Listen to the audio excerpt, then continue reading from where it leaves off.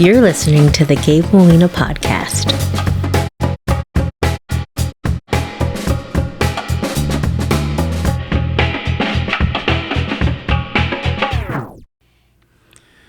All right.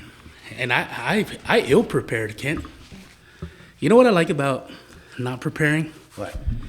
Is I just want to talk to you like my buddy. And we are. And I we feel do. if I prepare, it's gonna feel weird. Right. Whatever you want to do. I just am so proud of you that you hit 50. It's, I mean, you're 45, but the 50th episode, that's incredible. Well, you know what's funny is I try not to stick with anything. I get bored easy. Right. And so it's easy for me to go, I'm done with that kind of thing. Moving on. But man, I've really enjoyed this, and I told you before when I first started, just kind of was meeting people and wanted to interview family, and, I lost my brother, and Right. I wanted to have recordings that would last forever, whether I was gone or they were gone, so that was kind of the start of it. But I got to meet some really cool people. And got to spend a lot of time with you. Those are kind of my favorite things. Cool. I miss you so much, you and Nina, so much. So just so people know, this is the 50th podcast. Da, da, da. With one of my favorites, Yes. Kent Mantle, the great Kent Mantle, Elegant Limousine. I told you before when I first started, I wanted to do certain people, and you were on the list. And then I said, well, 50 is kind of a milestone. It's a very big milestone. I need Kent back on. And then on top of that, you brought booze, Kent. Such an honor. But hell yeah. And here, we need to do it. Well, you want to start off with one? I'm going to call It'll it help your time. allergies. Yeah, let's do one. Okay. So what are we drinking right now? We're drinking a little bit of tequila. Okay. For you. There's your 50th anniversary glass. Hopefully this goes down smoothly. And this will kill it. Okay. A little slice of orange. I learned that a couple years ago from an English girl. Okay.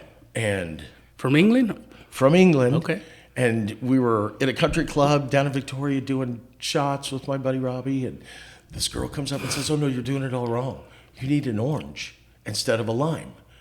And so we were like, okay, we'll try it. Yeah. And so she made the waiter go back and slice up an orange. And then she had cinnamon, and I forgot the cinnamon. But she just put a sprinkle of cinnamon on the orange. And then we did the tequila shot, did the orange after, and it changed my life. Really?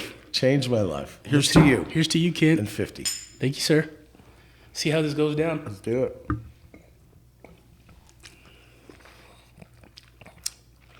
Different. That's actually very good. That's very good. It is.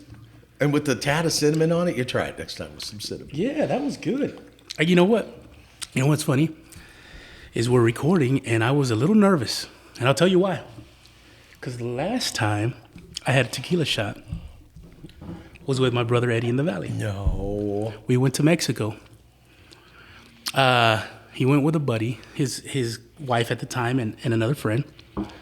And the guy was getting a tooth pulled. In Mexico, you can get a tooth pulled and a shot of tequila for like $20. So we walk into this little bar, and Eddie's like, it's me, Eddie, and this other guy, and they order 3 shots of tequila. And I'm adamant, no, I don't want one. I'm good, I don't want one. Eddie would make fun of me, so I said, fine. So they bring out this shot, and it's hot tequila. It's not very good. So I was at these bars are just open on one side. So I'm on the edge. And they give me my shot. I see them take it, and I go to take it. It hits the back of my throat, and I shoot hot tequila all over that bar. No way. Eddie grabs me, says, let's go. And so we walked out of there, and that was probably the last shot of tequila. No way. But that was actually really good. And I keep my tequila in the freezer. Yeah, it's got to stay cold. It's got to stay cold. Yeah, it's got to stay cold. That but was with really the good. orange, it kind of calms it down. And over Tito's is it's quality. Middle of the line. It's okay. Yeah. The very first time I ever had tequila was in high school. A buddy of mine, Smiley Carbajal, we bought this gallon in a plastic bottle, just said tequila on it. Quality. Oh, it was like $6. And he says, man, when you finish that, you're not going to want to look at the bottle tomorrow. said, man, I'm the man. I can drink this. I'm do not it. sweating this, you know, whatever. We've been drinking natural light. We're good to go. Next day, I threw up like 3 times, and I didn't even want to look at the bottle. Never. So that was actually really good. It was. It's smooth. So I also want to say this is a big day because it's also your belated birthday. It is. Thank you. And so you're 61. 61, Yeah. handsome, young 61, and I bought you a present. Yeah. Oh. Now, if I'm being completely honest, I might have dropped it on the way up here. So, but we had a conversation last time you were here, and open it. I'll tell you later. You'll know when you open it. Oh, my gosh. Happy birthday, Kent. Thank you, man. So excited. Usually this is where I spoil it and tell the person what's in there, but I'm going to let you open it. Oh, Yep. no way. If it still works. Like I said, somebody dropped it on the way to the truck this A morning. slide and scan digital film scanner. Yes, sir. Last time we talked, you said there was a picture of you and Stevie Ray Vaughan that you had the negative for. That I And- gotta find. Yeah. And this does it. That'll help you find No it. way. That thing will actually even, I think, digitize it, turn it into color, and even make it a digital image straight to your computer. Well, when I took that picture, there was actually color. Oh, really? I'm not that old. Okay. You know, it was only black and white. Well, you know the brown negatives. I don't know. Yeah. So Oh, I think yeah, for sure. It'll take that brown negative and it'll add the color to it. How cool. Oh, my gosh. Kent, happy birthday, Thank man! you very much. I hope you Oh, find that's that so picture. cool. I do too. I hope you find that picture, too. and And I've got a lot of others. yeah, That I don't know what happened to the actual pictures, and I think I had them basically in a plastic bag and during one of our moves. Sure. I don't know what happened to that, but there's like Denzel Washington and his family. There's a lot of them. Oh, wow. In there that I know I have the negatives, that I just can't find the actual. You know, when you had to take the film in to get it developed, and so, wow, I hope you find it, Kent. dude, I'm gonna look. I hope you go to. I hope it's the last one. bucket you go through, Out because of a tub. I feel I'm like talking you're gonna tubs. find some crazy memories that you probably have so many memories you don't even remember. You know what? And I was thinking about that. Like I was telling you, I was kind of listening to our 39th episode, you know, and I hate repeating stories, but there's just so many. And that was like, gosh, that episode was like 2 hours long. Yeah, it was. plus. It was long. And so I just don't want to repeat, but there's just so many. Yeah. You know, but there's some great ones, and then there's some medium ones, and then there's all kinds of stories. Yeah. You know, that just one after another. And we talked about, you know, writing a book, you know, called Life in the Rearview Mirror. Yeah, where you at with that? And right now I'm helping with a movie that they're filming in San Antonio. Okay. And it's called Answer to My Prayers. And a friend of mine, Chick flick. it's a love story, you know, but it highlights a lot of San Antonio. And Okay. they're using one of my big limo coaches as a green room for the star. Cool. And his name is Luis Fonze. And Luis did a singing video with Bieber that got this incredible number of hits and went viral, and it's some great song. I have yet to hear it.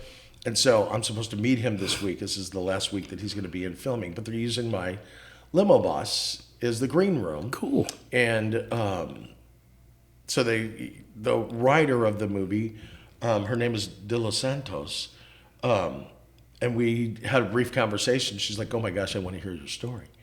That seems like it would be an incredible book." Yes. And I was like, I just need somebody to transform it from my, you know, Yeah. me saying it to something that, you know, people would be interested in reading. And it's story Is that after like what a story. ghostwriter does? That's Yeah, what a that's a ghostwriter- ghostwriter does. Is actually a professional that takes your words and puts it in writing. So then we need to find you a ghostwriter. We need to, and I think I may have found her. Oh, really? You know, with this, but she's in the middle of this movie. Oh, you know, that's which they're right. trying to film within like 30 days, Mm-hmm. and it highlights San Antonio. The mayor's in it.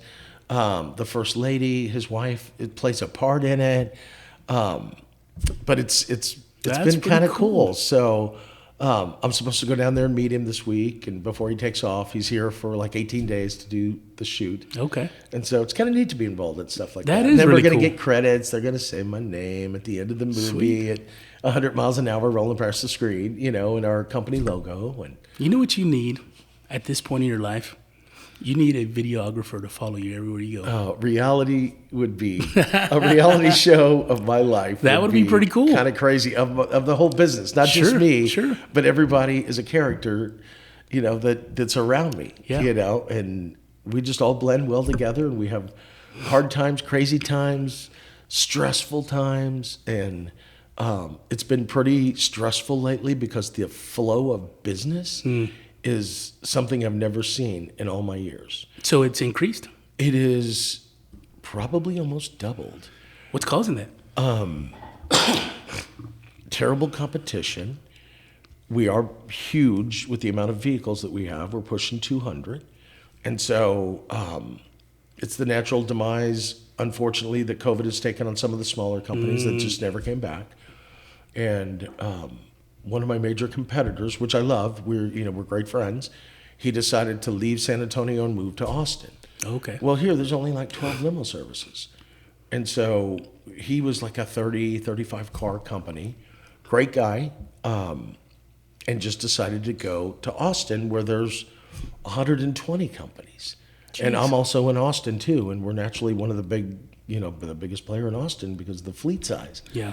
And so, but San Antonio is flourishing because San Antonio is such a great promoter of San Antonio. Visit San Antonio is an incredible organization that promotes, conventions and businesses to come to San Antonio. And I'm blessed to be their transportation company, and I thank them for all they do for us. And so we just try to pay it forward. So they put me in front of people that are coming to San Antonio for the first time to either bring their convention, spend a lot of money. Today we start a 700-person convention with all the IHOP franchisees across the country. Oh, that's cool. And so it just keeps rolling like that, one after another, or I'll have 2 or 3 of these going on at one time. And thank God they've crossed, but like when one group's leaving, one group's coming in. So it's quite unique. We're averaging probably 300 to 400 plus emails a day. Wow. And so I have 5 girls that work in my sales staff, and I had the sales department, and it's tough for all us to keep up. And so we hired another one, and she starts tomorrow. So I'll now have 6 just reservation people. That's crazy. To help with the emails. But at this point I'm doing 12, 14-hour days. Wow. I go home and sleep, get back up and have a cup of coffee and go back to work. So it's that intense. That's in crazy. San Antonio right now. That's really good, though. It's incredible. So are y'all looking to increase the fleet as well? I don't want to. My partner and I were talking a couple months ago, just saying, gosh, remember when we had 30 cars and how crazy busy we thought we were? Now with the amount that we have, it's still, but the amount of employees that we have has increased, so it's controllable. It's organized chaos. It's crazy. And so I don't really want to, but, in the past 45 days, we bought 5 new buses. And we've added on. And so now we're going to, after the election, we're going to decide what we're going to do going forward. Are we going to invest more money? What are we going to do? Because I really could use, honestly, 5 to 10 more SUVs. Wow. 5 more sedans. We've got now 80 buses, from 14 passengers to 49 passenger. And it just keeps growing and growing. And having the 2 big cities with Austin and San Antonio, Austin is just rocking the world too. Yeah. And so these past 2 weeks have been ACL. So, we're the transportation company for ACL. And I can't remember if it was last night or tonight, we have Pink.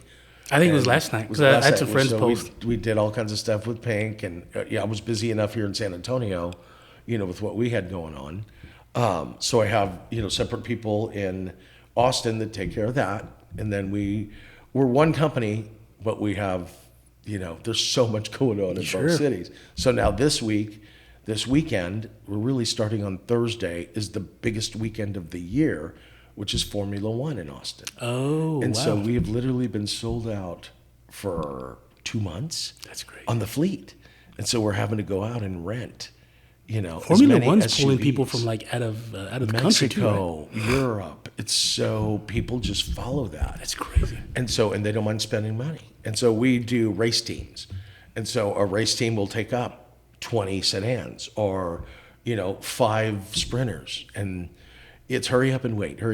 We got to pick them up at the hotel. We go to the track and we sit. Wow. But then, they have to be ready to go if anybody needs to go. And it's crazy. It is going to be an incredible, crazy weekend. How are you balancing your life these days with work and then family? I mean, you're a dad too. Unfortunately, it's not so husband. much. It's not so, it's far more work than it is, But you get pleasure. It's that feast or famine, right? So It you is got to eat when there's food. you know what? It is, since things opened up in Texas, it's been feast. Just feast. Just feasting. That's a good And so problem. we're over a year in feasting, and just to walk away for a day is tough. Wow. Like my phone still rings all day. Yeah. I went back home last week to bury my sister's ashes, and the phone rang all weekend. Yeah. And we had a great time. I mean, it was a celebration of life. Sure. We had, I saw people that I hadn't seen my brother in 20 years. I Oh, saw wow. my brother.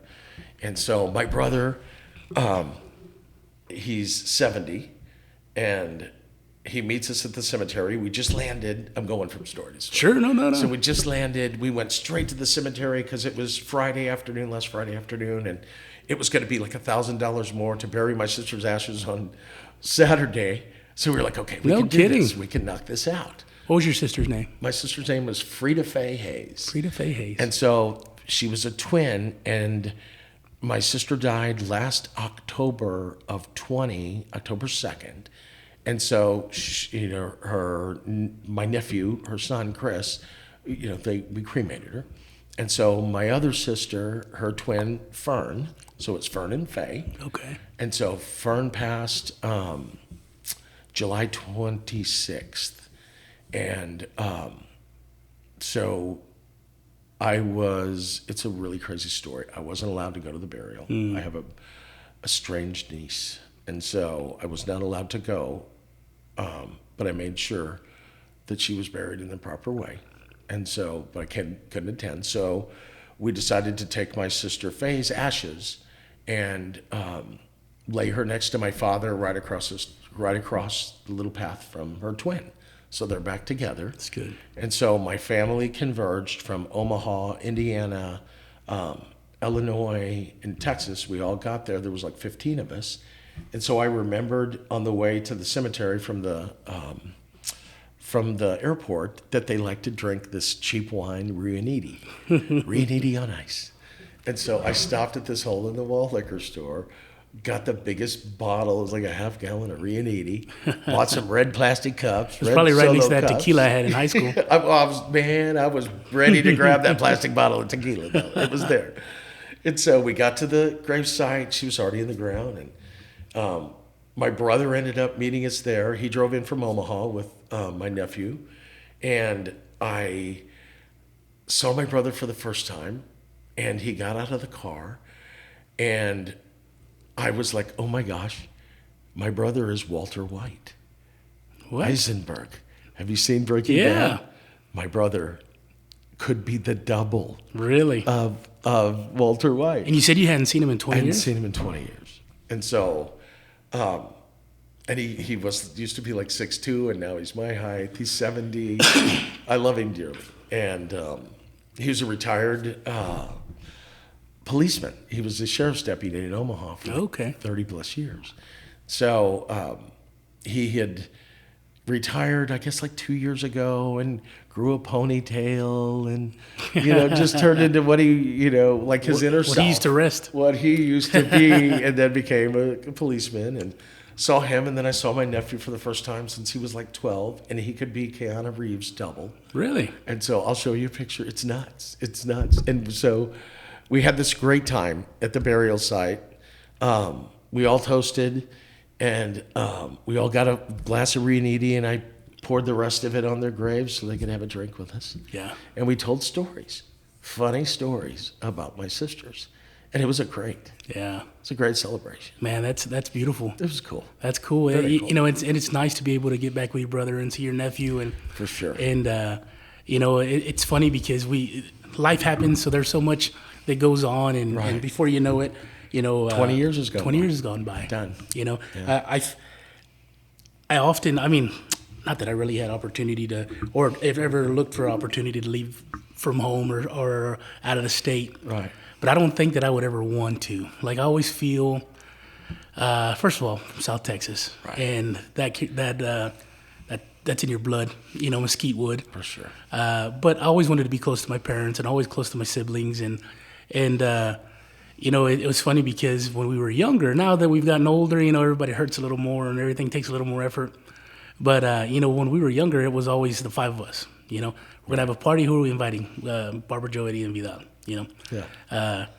And so I never wanted to feel disconnected. But, things happen. People move. And like, you come down here and start a business. Right. And so it's nice to be able to reconnect like that. It's beautiful. Well, I say I'm a Texan. It just took me a little while to find the place. You are Kent. Yeah. I see that Yankee jersey, though. But that's for a you gotta reason. see That's the for a back. reason. You're of the Clan Mantle, aren't you? I am of the Clan Mantle. Yeah. I can't play baseball, but You didn't have it was to. in the blood. Hey, you know what? He couldn't run a limousine company either. No. So. Probably not. Probably not. I had a welder. I have a welder buddy of mine. One day, his mother-in-law, his wife, and his sister-in-law were sitting in the living room, and they were bragging about the sister-in-law's husband. He's a fighter pilot in the Navy. He was doing his thesis in Washington, and ran a bunch of missions. And me and the welder are standing in the kitchen just listening, and I'm looking at him, and I can see his demeanor's kind of, serious, listening. Right. And he says under his breath, "I bet he can't weld." And I said, "Nope, no, he can't, No, he Robert. can't. He can't weld." Too funny. I hear it. It takes to each us all. We all have our specialties. Yeah, everybody's got to find their little niche. Definitely. And I was blessed to find it when I was 27 and jumped on it. Yeah. So That's cool. very. But taking my kids home, and they hadn't been there since they were kids. What did they think about it? They were, at one point they were going. They told me, "Now we understand why you left." And it's just a small town. It's not a bad town. Yeah. It's just a small town. And I think I had said it before in the last, podcast we did. I had to make a choice of either live my life on a bar stool at a VFW or the family tavern, Yeah. or go to prison. Yeah. That just wasn't going to happen. And so I decided I needed to go to find something better. Yeah. And it worked out. And so we had a celebration of life party at the tavern called Fairview Inn on Old Lincoln Trail, where I grew up at. And my parents were beer drinkers. And so I lived the life in the beer garden outside. But, it's just a little hole in the wall tavern. And so we had a lot of friends, a lot of family. Some of my sister's friends came and shared drinks with us and stories. And by the time the end of the night, the regulars were in there that we'd never met before, but we were all a family at the end of the night. And so I was buying people drinks. We were buying shots. My daughters were having fun. All my high school buddies came, and some old girlfriends, and we just had a great time. So I'm expecting this, okay, I'm into $400 or $500, just on drinks, which is cool, which is a normal when I'm going out. There's a certain point where you've committed, hey, I'm going to make it happen tonight. Yeah. And I'm buying. You look at Kelly and you're like, hey. And she knows. We need to move some money over from the account. And so at the end of the night, and I'm not 3 sheets to the wind, but I'm 2. And so the bartender comes up and she gives me my bill, and it's $61.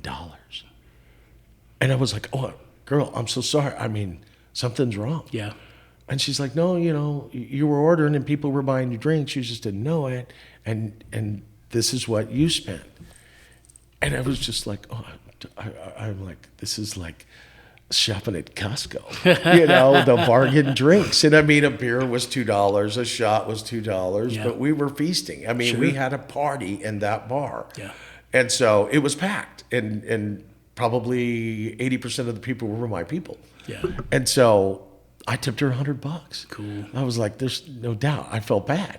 And you thought I gave that girl a gold brick. Yeah. She came across that bar and gave me the biggest bear hug. She had never gotten a $100 tip before, but worked there for a couple of years. And it's just a small little tavern. Yeah. And so it made me feel good. What's cool is so cool. It's cool that there's It's so funny because there's so many stories where you hear about, lavish lifestyles and people spending money, or people making all kinds of money. You see, a lot of it's probably fake on social media. But then when you go to a small town in a small community and you're hanging out with good people, Yeah. and it's like, you didn't spend a ton of money. You would have in San Antonio. Totally. So, Yeah. but at the same time, you're around good people. You're having a Yeah. good time, and I bet that was huge for your daughters to kind of see They love that interaction. This is where my dad's from, and these are the people that he comes from. So And they made friends with my old high school friends, and just to see their cousins and stuff that they had never really hung around, and they started relationships with them, and it's unfortunately my life is more about work. Yeah. Which is a sad thing. Yeah. It's not sad because we do a lot of fun things. When we go out, we do fun things. When we go on trips, we do fun trips. We go to Cancun. Vegas is one of our favorite places. And so I when each one of my kids turned 21 at different times, it was their big thing to go, I'll pay for you and 3 of your friends to go to Vegas. All expenses paid for. yeah. And so when Mackenzie was about to turn 21, I have a client. His name is Dr. Scott Bolton. I don't know if we've ever talked about Dr. Scott Bolton. I don't think we did. So he lives here in San Antonio. Scott is the brainchild of a little rocket called Juno. And Juno is circling Jupiter. I was going to say, how do I know Juno? Juno is circling Jupiter. And so it's been going on. Okay, so Mackenzie's 32, she was 21. So it's been up So 11 he designed years. this? He was the brainchild of it, went to Congress, got the money, got the funding, the billions of dollars it took to put this rocket together to explore Jupiter. Wow. And so Mackenzie was born in July 30th. And so like in June, before her birthday, Scott and I have a great relationship. He's a friend and he's a client. And so he says, listen, Juno's finally going to launch at Cape Canaveral, and I want you to come. I want you to come and see it blast That's off. crazy. And it was the same weekend that we were going to go to Las Vegas for Mackenzie's birthday. And I'm like, how could she turn this down? It's a once-in-a-lifetime thing to literally be at ground zero at Cape Canaveral. We were going to be in mission control. And he was like, your seat's going to be right next to Bill Nye, the science guy. Really? Which is one of my wife's, one of my wife's favorites. Don't tell and me my she kids picked all know. Vegas. And I'm like, oh my God, Mackenzie, listen to what we have the opportunity to do. We're going to go. We're going to see this rocket. We're going to be right there when it happens. We're going to sit next to Bill Nye, da-da-da. And she's like, what about Vegas? And I'm just like, yeah, but what a once-in-a-lifetime opportunity. No, we're going to Vegas. And so we went to Vegas, and I missed it. But Scott's a dear friend. We talk every week. We take care of his transportation in and out. What did Scott tell you when you told him we're going He to understood Vegas? because he has kids too. Gotcha. And so he understood, and I was going to take her friends, same deal. We're just going to go to Cape Canaveral instead of Las Vegas. And so we end up in Vegas, and they had the time of their lives. It was a great, I got them front row tickets through an ex-brother-in-law, front row tickets to the Chippendales. Oh, okay. At the Rio, and then they have this bar on top of the Rio called the Voodoo Lounge, and he got them prime seats, bottle service, and so we made them call us when they got in, and it was like 7 a.m. when they finally got in from that night. All right. So for them, I can see the interest in that Vegas trip. Yeah. You're a good dad. Because I would have told her that they named the rocket after her, so that she would agree to go see the rocket. To go see the launch. rocket, yeah, yeah. But and Scott sends me pictures because he can shoot live pictures from his phone. He's got a connection. No kidding, from the rocket. From the rocket, and so when he orders something, we text back and forth. When he orders something, hey, tomorrow I'll be at my house. Send somebody to my house at 11:45. I'm going to United Airlines, and then he'll put a fresh off the camera picture of, because it's constantly circling Jupiter, and these are pictures right off the lens. So it's already there. It's there. It's How been long there did it for s- 11 years. Oh, got It's you. been there Got you. for Got you. 11 years. It blasted off in Oh, that would have been 2012. That's kind of his way of saying, remember that time you missed that rocket I launcher, Bill know, Nye? I know, I know. And there was a time where he offered for us to go to Los Angeles. There's some major control that NASA has in Los Angeles, right on the beach or right off the beach or whatever. And he was literally going to take the joystick and go find a hole. It's like hurricanes. I know you've seen pictures of Jupiter, and it just looks like a big... It's a big thunderstorm, It's a big thunderstorm, but it almost looks like a cup of coffee with cream being poured in it, how That's a good way to say that. Starbucks kind of thing. It's just a mixture.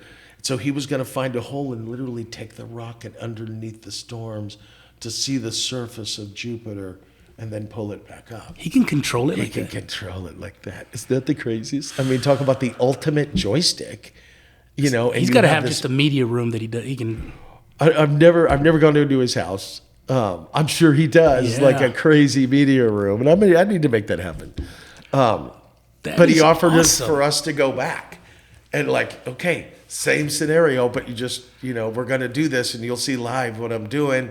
And again, Bill Nye's going to be there, and it was Kelsey's birthday Oh weekend. no! What'd she do? Same thing. Same thing. We went to Vegas. And so literally it was so strange that coincided with Mackenzie's birthday, in July versus Kelsey's birthday in March. And it just happened. That's it's hilarious. But then I was in Vegas and I'm only 6 hours away, right from the coast, or 4.5. And it wasn't meant to happen. So I'm waiting for the next great thing to happen. And I don't care whose damn birthday it is. We're going. We're gonna go. Bill Nye's probably Bill Nye probably goes and talks to his friends and says, "Hey, Scott keeps talking about this Kent Mantle guy. But I don't think he exists." In my dreams. In my dreams, he does. Dude, So, that is crazy that he can crazy. actually dip it down to see the surface of Jupiter. It is. And so what are they gathering? Just information? Just information about how the storms are formed, and it's. I met him accidentally, and so one of my drivers was going to be late for him, and I hate to be late, so literally, in blue jeans and a black shirt, our uniform, I bolt out the door. I go to the, and I've seen his name. I've talked to him on the phone, ordering cars and stuff, but I've never seen him face to face. And so I go to the airport, and literally I'm in, our uniform, the black shirt, the jeans, and I was like, "Hey, I'm Kent. I'm so sorry that I'm dressed up like this." He goes, "Oh my God, no, I'm so wanted to meet you. That's so great that you came." And I was like, "Well, my guy was going to be late, and I don't want to be late for you." So he got in the SUV, and we're just pulling out of the airport. And I was like, "We've never really talked. We've never really met. What do you do?" And it was like, "Well," and he starts in on this story. He goes, "I had an idea, and I designed a rocket, and I decided that Jupiter was the place that I wanted to explore, so I designed it. Took him years to design, and literally went to Congress, presented his thing to Congress. They allowed him billions of dollars to put this thing together, and it took him 5 years to put the whole thing together in different parts of the country. And it all came together, and they assembled it in NASA, and then they took it to the launch pad, and That's the rest is crazy. history." That is crazy. So you see screensavers, and this isn't the last picture that he sent me, but if you see my screensaver from the back, you get That's the from coffee, his- that's straight from the, he'll send me all kinds Kent, of stuff. that is amazing. It is amazing stuff. And so you see and the quality from that photo. I mean, it's not my like an gosh. overly digitized. And I don't know if you've ever seen that photo. What is that? iPhone used it as when they launched 10. Okay. This was the screensaver it came with. And that's Jupiter. That's Scott's picture. Hit that. It went dark. Went dark. That's his picture. That's his picture. And it was on all kinds of commercials. So he's also hooked up with... That is crazy. Scott's told me stories about... he's in cahoots with Apple Music. And so they're putting some of his video with different songs. And so he got to go have an audience and meet Elton John. No And kidding. Elton John tells him, "I'm not the Rocket Man. You're the true Rocket Man." That's And I awesome. mean, that That is is crazy that Elton John would tell I mean, Elton John's the Rocket Man. We all know that. But And Scott's the real Elton one. John seems like he's the second coming of Kent Mantle. As cool as can be, he just seems like a good dude. So to be able to have that interaction, that's amazing. Is he originally is from Texas, amazing. Dr. Scott? No, he's from, I think he went to Berkeley. Okay. I mean, he has multiple degrees, but he actually works for Southwest Research. Okay. So that's why he's based in San Antonio. Gotcha. And so he has a couple kids, got great kids. They're both off to college now, but I knew the kids, we started our relationship when they were just one wasn't even a teenager, it was like 10. Yeah. And the other one was maybe 11 or 12, and now they're off to college. And That's got to be a super cool friend to have, because every now and then he's like, "Hey, take a look at this picture I just screenshotted from a rocket going around Jupiter." and he'll send me random stuff like that. Crazy. So one time it was ACL, and he asked me, he goes, "Hey, you want to go to ACL with me?" And I was like, "Well, we'll go in one of my cars. We'll have we'll have a few drinks." And he goes, "Well, my kids are going." I was like, "That's cool." And he said, I said, "What, who are we going to go see?"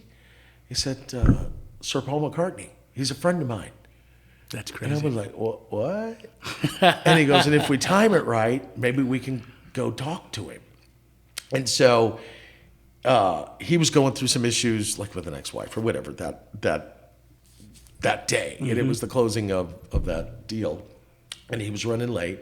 We catapulted to Austin, and we got there just when Paul McCartney was taking the stage. And so it was just, I don't know if you've ever been to ACL. No, I've only seen photos. It's crazy. Massive. It's massive. It seemed like there was a couple 100,000 people there.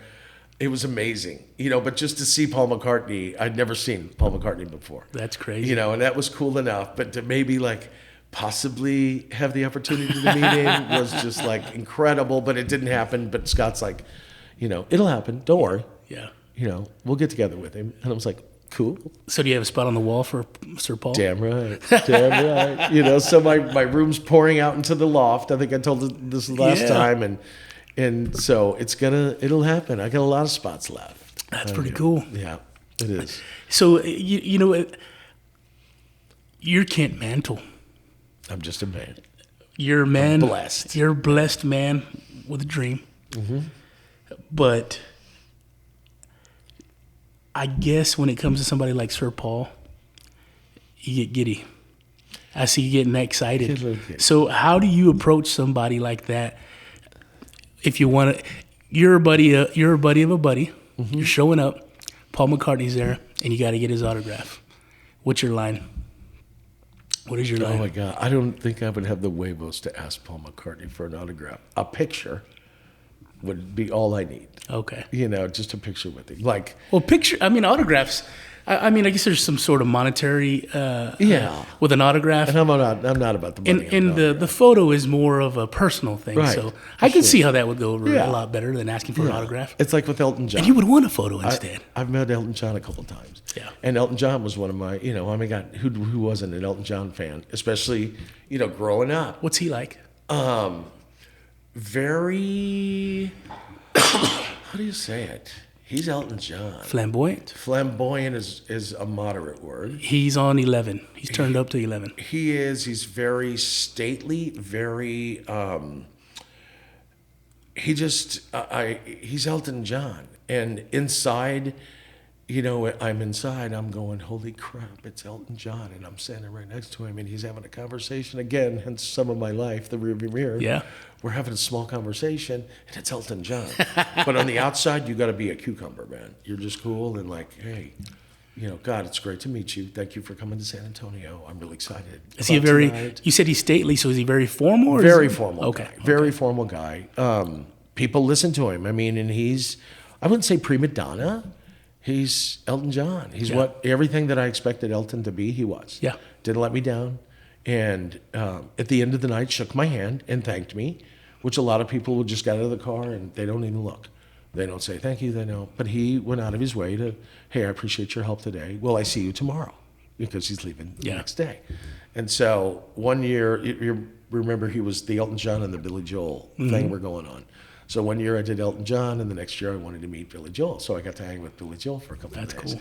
And Billy Joel totally, was in the same realm of Elton John with me. And so to be able to hang with Billy Joel was super cool. Billy Joel strikes me as the kind of guy that is less stately. He is totally a normal dude. Motorcycle rider, passionate about music, passionate about his people. And so he was here, they went motorcycle riding, and then he kind of thought San Antonio was a little boring. So he was here a couple of days early, so they took a jet to Dallas, and he hung out in Dallas for a couple of days, and then he came back. And they had some problems with the hotel room, and then Elton ended up taking the presidential suite at the La Mansion. And so he just basically, like, that night, he was here a couple of days, flew out, hung out in Dallas, came back to San Antonio to do the show. We had a police escort to and from the show, which was really cool. But after the show, he gets in the front seat of the van, and he's just, like, drenched. I mean, literally, to his skivvies. He's drenched. This is Elton John? This is Billy Joel. Oh, Billy Joel. And so all the guys get in, and Billy's sitting in the front, and he starts to strip. Literally, he's peeling off his wet clothes. And I mean, he's drenched. And so within minutes, I have naked Billy Joel sitting in the front seat of a 15-passenger van. And I'm kind of turning my head to the left out my driver's side window, and he smacks me on the shoulder. What, you never seen a grown man naked before? And I looked at him and said, I'm the envy of every chick, I guarantee you, in San Antonio right now. And his people start laughing, and we all just start laughing. And so I had this poster rolled up of the both of them that I quickly bought at the show, and it was Elton John, Billy Joel poster. And so he drops one of his wet shirt on top of the poster that I have rolled up. And one of his people that's sitting behind us like, hey, no, don't ruin his poster. He wants you to sign that.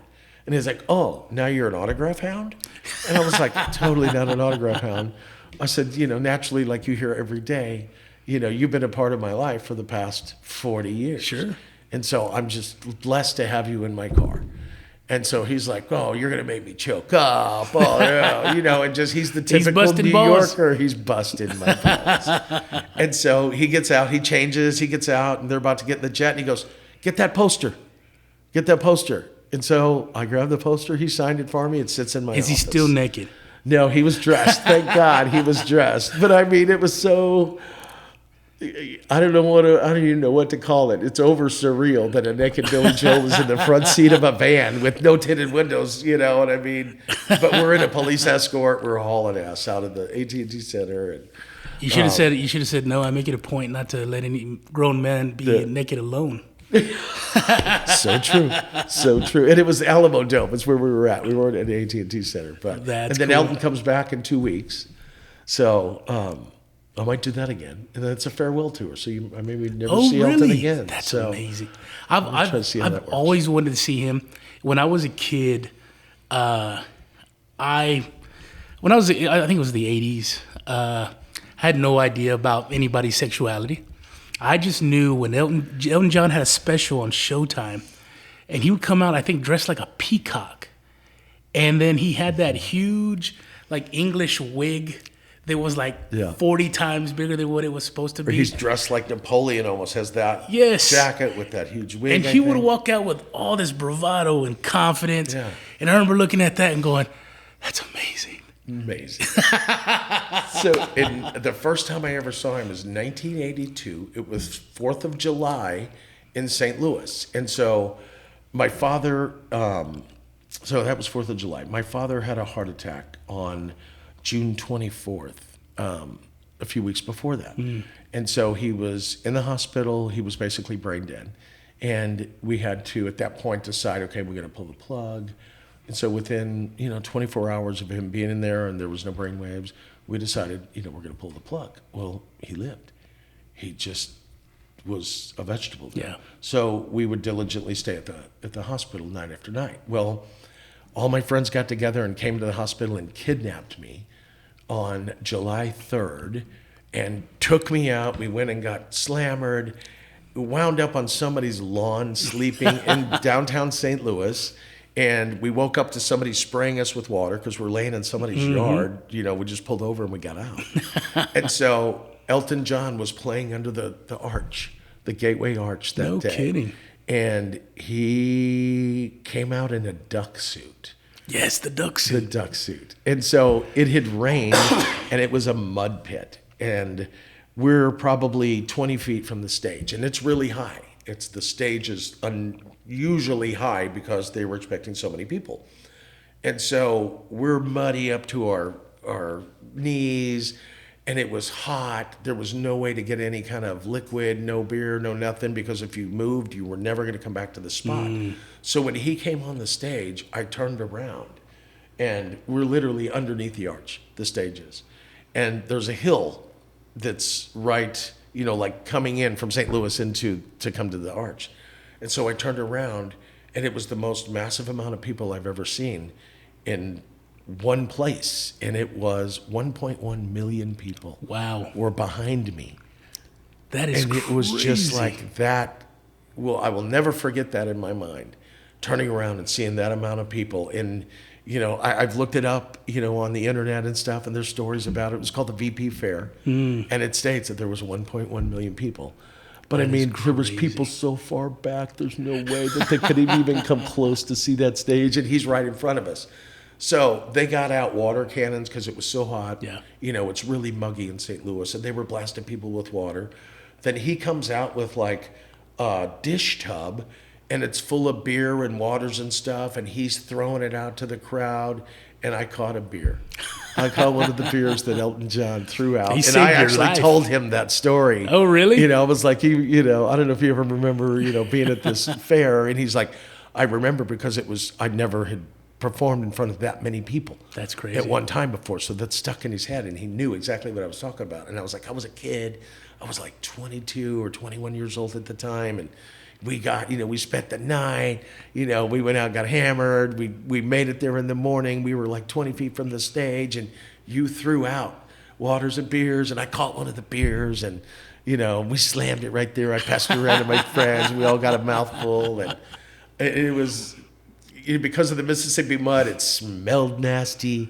It was a nasty day, but it was Elton John, and we had the greatest day. I bet he put on an amazing show. An amazing show in a duck I forgot outfit. the duck outfit. Yeah, he was amazing. And then I'd seen him a couple times after that, and then to actually get a chance to have an audience with him, to meet him, if it was only for 20 minutes. Yeah.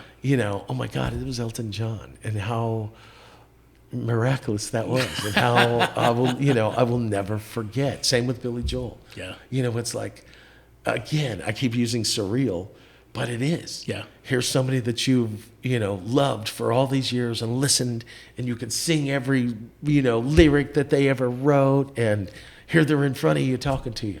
And that's just the coolest. What's super awesome is sitting here listening to you and seeing the excitement in you. Because I get excited because I think about people that I would love to interact with like that. Right. And it's funny because when you're in the moment with them, I'm sure you're matching his stoicness. You want to be professional. Totally.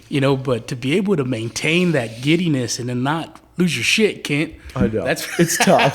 It's tough. But once they get out of the car, you're like, did that just really happen to me? And then I'm going to talk to him again because he's going to come back. Yeah. I'm going to be the last person. Like when we take him back to a jet, I always make sure, I'm at that back door. I reach out. Thank you for coming. We appreciate it so much. It's such an honor to meet you. And I think they feel the genuineness. Yeah. That I'm telling you, it's a fantasy. It's a fantasy world. I'm It's excited so for you. Nuts. It's so nuts. So. I do. I mean, I keep saying it over and over again, but I'm so blessed. It's crazy because even to hear you tell a story about Dr. Scott and Paul McCartney, I'm so impressed with the stories that you have and the I'd say adventures that you've been on. They are adventures. And it's like there's another level to that. There's Dr. Scott level. Oh, where he's taking pictures of Jupiter and hanging out with Paul McCartney. Right. It's just amazing how the experiences some people get to enjoy, and that's why I think you writing that book is going to be so cool. You being able to put that out and put that on, on paper, and hopefully you read audiobook, because I'm not a fan of reading, Kent. But I will read that book.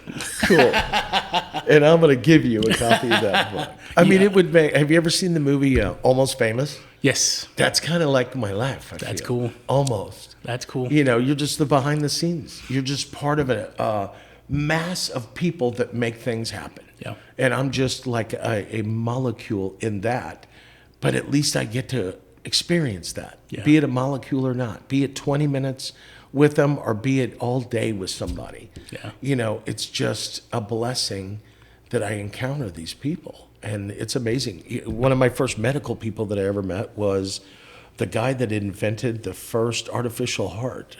And I'm thinking his name was Jarvik or something like that, Jarvis. And so as I'm reading about him and I know he's coming. So you do research on these folks when you don't know who they are. When I don't know who they are. Gotcha. You know, and I see a lot that come into Austin through our reservations email, and Austin really gets a lot of interesting people, from Sanjay Gupta to, I mean, you know, everybody. It's nuts how many people come. Yeah. You know, or they'll. I don't know if I've told you this before, but we have a deal going with Joe Rogan. Yeah. You know, when we take people to his He has some podcasts great and guests. amazing guests. That's why it's almost like, you know, I don't know Austin enough to have the balls to grab somebody that I really want to meet and drive them straight to, you know, straight to there.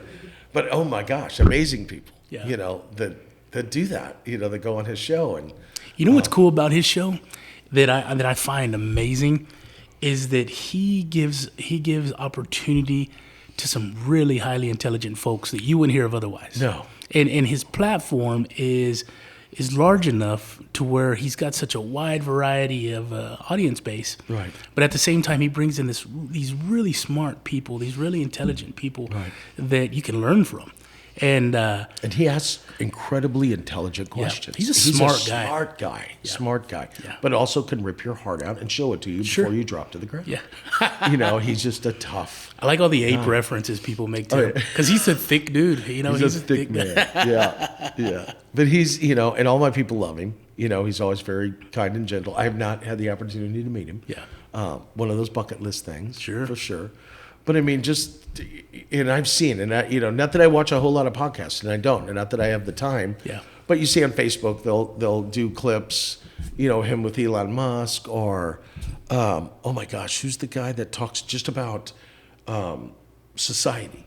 He's a gray-haired guy. Yes, he's Canadian. He is Canadian. But, you know, and he's really interesting. To be able to carry an intelligent conversation with this man would be Jordan Peterson. Jordan Peterson, exactly. And I don't feel that I'm a dumb man. It's just that is a whole nother level that guy has spent his whole life doing research on, that I don't know if I could keep up with a conversation with him, you know, besides just bullshitting. Oh, yeah, I've thought about that. Hell no, I don't know about that. But wow, that makes me think now. You know what's great is somebody like Jordan Peterson who's got he's very strong in his ideals and things that he says and things that he thinks. And it's funny because it happens at a time where that's needed. Right. You know? It is. And to be able to have given him that platform initially to where more people go and seek that guy's information is huge. Especially, like I said, at a time when there's a lot of people who are looking for something, and, you know, things that are being, I guess, fed to folks, and things that are in the media or things that are being taught, you know, to a lot of people's core, they go, I don't jive with this. Right. You know, but then to hear somebody like Jordan Peterson talk about those same issues from a different angle, and you go, that's how I feel. Exactly. You know, a lot of people, it's hard for them to articulate the way they're feeling. Very much but so. when they can hear it from somebody else, they go, that's who I needed you to listen to, because that's how I feel. And he seems to do it in a non-political, non-racist, you know, point of view. Which, you know, you and I, we don't go out to be racist. Yeah. We don't go out to be political, but we have our views and we have our thoughts. Sure. But as a layman, to turn around and articulate, like you say, to get those thoughts out of our head, it's exactly like just what he said. Yes. I wish I'd have said that. I find myself in that position all the time, because there's times where I can't find the words. Right. And so I got to throw a bad word in there, Kent. Oh, I know. You know, And let me tell you, I'm going to apologize to everybody. And I listened to this podcast, the last one I did, and I was like, do I cuss that much? And I laid out a couple, and I'm just like, I have been actively really trying to back off about it, but it's a passion, and I think it's, and my wife said it, you're passionate about what you do. Yes. And you don't mean it to oh, this was effing amazing. And that's how I mean it. Yes. It was effing amazing. Yes. That's how people need to take that. Take that. I get hammered by my dad all the time for cussing. He always counts them and tells me how many they were. No way. And then I always make him tell me which ones they were, and he won't do it. But you know what? There's times where you need that bad word to emphasize. Right. Right. And I'll be honest with you, I'm from a small town in South Texas. My education level only went so high. So Mine too, my friend. Mine too. But that's one way to convey things. Yeah, it is. It's just a passion. Yeah. And you want to convey the passion that you have for something, and I'm passionate about serving people, just like you are. We had that conversation before we started. That was a great conversation before we started. That's one thing that I think is so that I enjoy the shit out of you, Kent, because I've got a lot of friends from back home, and it's crazy because there's times where you won't see each other for a long time, but you still have that similarity, you still have that connection, and that doesn't go away. No, and that's why I enjoy talking to you, because there's some people who I think, especially I guess social media has some influence on it too, but there's a lot of people who like to, for lack of a better term, hate on other people. Yeah. I love the experiences you have. I legitimately hope you have thousands and thousands of more, because I see how happy they make you. Not just, and when people listen to this podcast or the last one, they go, man, he's really a blessed guy.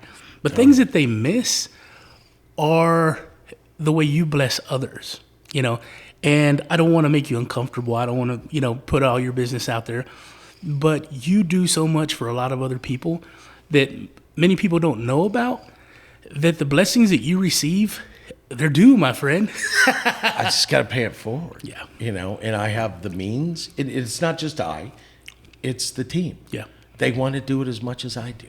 Yeah. And so I have drivers that volunteer to do stuff for free, to drive for free just because they're passionate about it too, and they believe in the cause. Yeah. Be it Make-A-Wish Foundation or helping out with Uvalde or whatever, to Sutherland Springs, I'm just blessed to unfortunately be a part of those things, but to try to make things better. Yeah. To try to pay it forward and do what I can and what we can, to make people feel a little bit better. Yeah. And we were talking about corporations that do that and want no credit for it when total credit is due. Mm-hmm. And it's HEB. Yeah. It's the Spurs. That they do things that I know of that I can't speak of. Well, I can, but I know they want to keep it private. Sure. That it's just I'm more blessed to be a part of their grand plan, and be involved in what they can make happen. Yeah. And do for people to change people's lives. And then they count on me for transportation. And just to be a part of that is so honorable. And, it makes you want to seek out and do more. Last week, we just had the Gary Sinise Foundation was here. Oh, really? And so Gary came and his whole entourage, and they gave a soldier a house in Canyon Lake. Oh, wow. And so I was so busy. And one of my bucket list things is to hug that man. Yeah. He is literally by far in my top 10, but we were so busy I couldn't go, just to go even shake his hand. But I talked to his right-hand person and I conveyed, my feelings about that. He's like, you got to come. You got to come hang with us that day. I want you to meet him. He loves people like you. And I can tell you have a passion. And I was just I was planning on doing it, but I had a couple people get sick in my office. Thank God not COVID, but it's still, when you're sick, you're sick. And so if I'd have left, I'd have just left my office hanging. Yeah. So it'll happen again. They'll come back again. and I will get to hang with Gary Sinise. He's been doing a lot of work, and he's one of those guys, like you said, that are similar to like the Spurs and the HEB, where they don't seek the publicity. No, not at all. When you see him doing something for soldiers or in general, it's not him doing the news cycles, or it's not him going and doing all kinds of, whether it's a podcast or doing interviews or social media.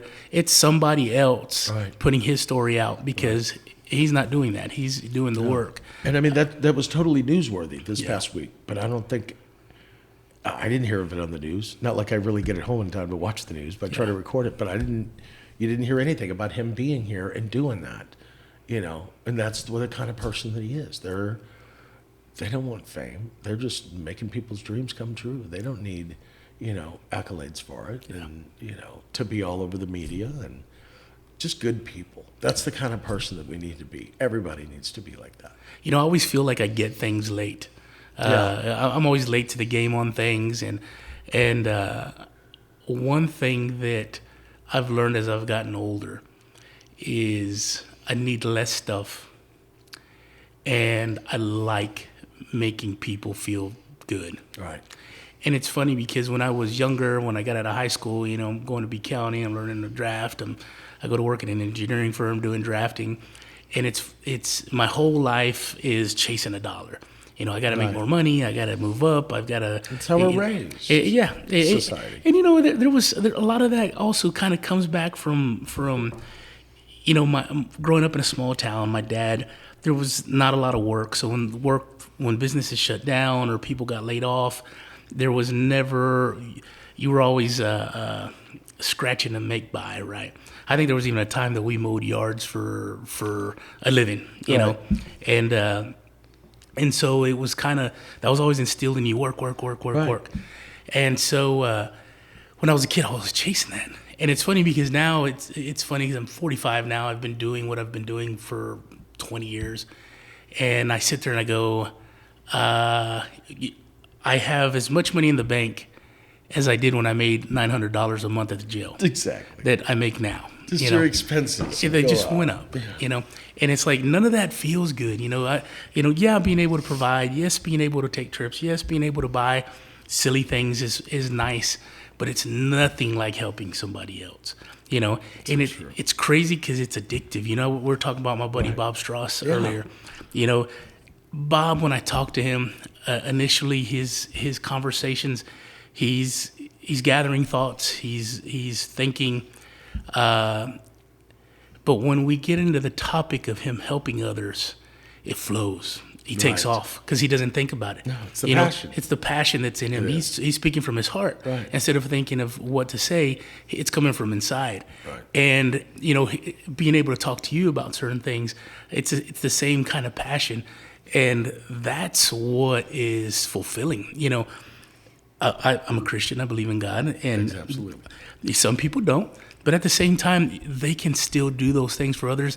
And it's that connection that, to me, it's a godly connection, Right. Because you're helping somebody get through something, whether it's a conversation, whether it's, providing food. When we were kids, my dad did a lot of that. He didn't have a lot of money, but he would make sure people had food. He would make sure people, eat legally, turn their gas on so they could, take showers and cook meals, and then you go and turn it back off at the end of the night. And, but it was that doing for others that I think we I don't want to say we miss. We just get so busy in our lives that by the end of the day you go, man, I forgot to do something for somebody. Right. Or man, I forgot to make an extra effort out. And I do that all the time. Yeah, I do too. You have good intentions, but then life catches up with you. And you run out of time. I know. I feel it. So, but I always try to, I tell my kids this. I try to make somebody's dream come true every day.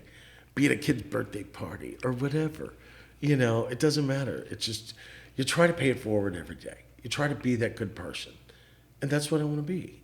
I don't want to be evil. I just am blessed to have fun toys. Sure. That I can make things happen for people. And who doesn't want to ride in a limo? Or who doesn't need, a CEO, not in a limo, but in a black car or whatever. And I mean, these are powerful people that you help every day. And you just want things to go smoothly. And And I just feel it's a blessing that I get to make things happen like that. And it's not, again, I say me, and I don't. It's I couldn't do it without my people.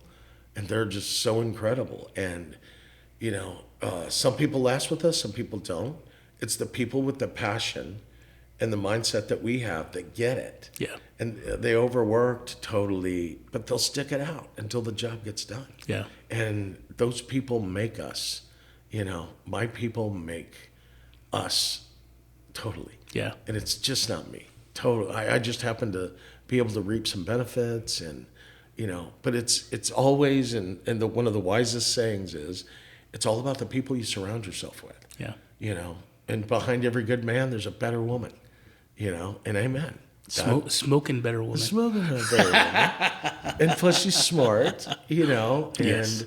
she's a redhead, and I get to live that part too. Yeah. And, and I'm just super blessed. That's what I can't say it enough, and it's like repetitive, but it is. I'm blessed.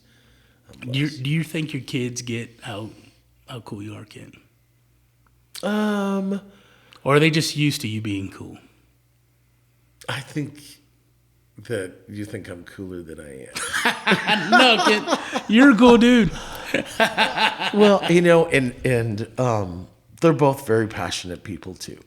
And they're both a little bit like both of us.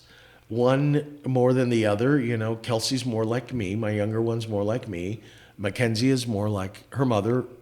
Kelly's a principal, so Mackenzie's a teacher. Kelsey is in logistics with produce, but she lives this rock and roll lifestyle, but smart about it. And she loves music. I have a passion for music. And so we have different things in common with our kids. And so what's a running joke with my daughter's boyfriend's parents. We go to their house, and they live in our same neighborhood. And Kelsey may have had a few drinks, and we were all having a great time in their backyard, and she'll get on this kick of, my dad's my best friend.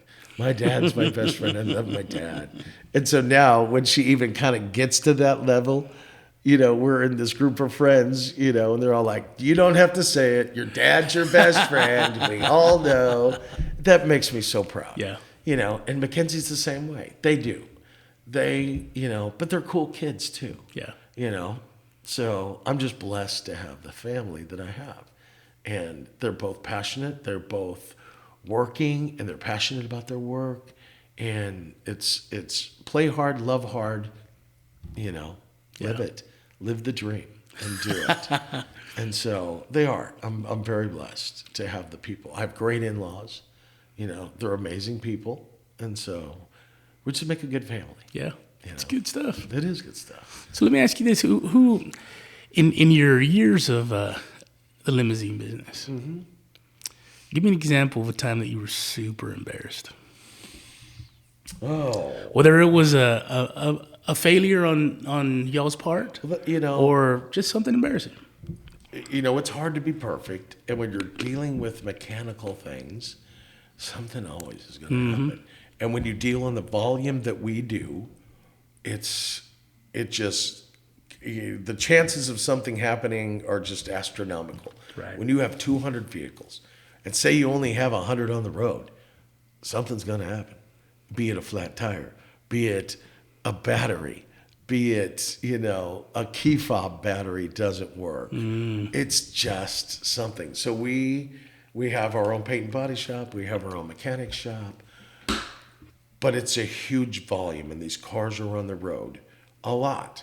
And so, regular maintenance, when they come in for the oil change, they go through and make sure they're safe. But how do you know a key fob battery is going to go down? Or a battery shooting at 14 volts, and then you take it to the airport and you get there and it's dead. It happens all the time. Not all the time, but you know what I mean? More than I would want it to. But when you're dealing with the amount of volume that we do, one of my hats is a fireman, as all my office staff. It is, my partners, from Andrew to George, we're all firemen. We'll get out is immediately, it doesn't matter what we got on, we're rescuing. We're firemen. We're grabbing the first car that we can get to get out there to help people, and it be a failure, on us. But if it's a failure on our part, mechanical or we got an address wrong or, there's a gazillion things that could happen in my world. And so we try to make it right. We try to make it right. So, and I'll never say. So do y'all do a good job of hiding that from clients, I guess? No, I don't try to hide. Well, not necessarily hide, but I guess they experience as little of that as possible because you guys are already on the ball. Totally. Gotcha. Yeah. It's all about reaction time. And so we had, I think it was 2 weeks ago, a bus out doing a wedding, and it was way out in the country in Austin, and the bus had a flat. And so we were 19 minutes to recovery. And that's fast. When a bus is out in the country, and we just had, by the grace of God, had something not very far away that just ended. So, and we have GPS. And so we know where all our vehicles are at. And that's my dispatch people's first thing is what's closest to that's having problems. So we shot somebody over there. We had water on the bus and everything. It's not like anybody got heat stroke or anything, but they were back in motion in 19 minutes. That's crazy. And that's for being 30 miles. You talk about Formula Austin, One, Kent. I'm telling you, and we're blessed that, we don't get a lot of tickets either. So, but even though you may be hauling ass to try to rescue somebody, and the reason I say that key fob thing, oh my gosh, what was it? Friday. We were picking up at the San Antonio airport, brand new Escalade, and all of a sudden the key fob's not working. And it's nothing. That thing is, and it's all, you press a button and it starts. So I had the guy take that key fob out, put it in your hand and push the button with the key fob in your hand. And, and when I got that call that, hey, I can't get the car started, I'm literally up out of my desk, already going to the keyboard, grabbing keys, and I'm still talking to the driver. Our office is inside the loop off of Blanco, and I'm at Blanco and 410. I'm on 410, flying to the airport, which thank God, it's only 12 minutes away. And so right when I'm pulling into the airport, boom, I heard it started. And it's just well, now get the job done, bring the car back, let's find the problem. And then to recreate the problem is a problem. Yeah. How do you recreate that? So and it's a brand new car. So what do? You change the batteries out again, and you just, and so the car was out all day yesterday and not a problem at all. So it's just a fluke. It's a fluke. So that's got to be a lot of stress. You've got these high profile clients, that you're driving around in a fucking battery. Yeah. And a watch battery and a key fob. That's crazy. It's crazy. And so I have vintage. We have vintage cars. I have a 1960 right-hand drive English Bentley. We have a 1964 Rolls Royce, a 1964 Bentley that are white. The 1960 Bentley is one of my favorite cars, the right-hand drive.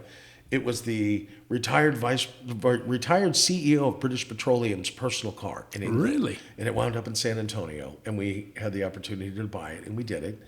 And so we have a 1979 Rolls-Royce Corniche.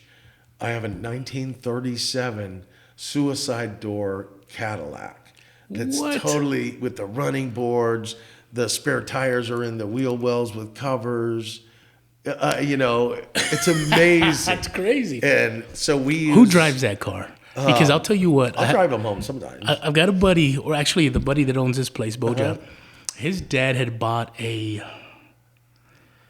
going to say a Model T, but I don't know if it was a Model T. It was a, what are the 20s or something they were made? The 20s, the teens. I tell you what, that thing's tiny. Oh, they are. So I guess people were smaller back then.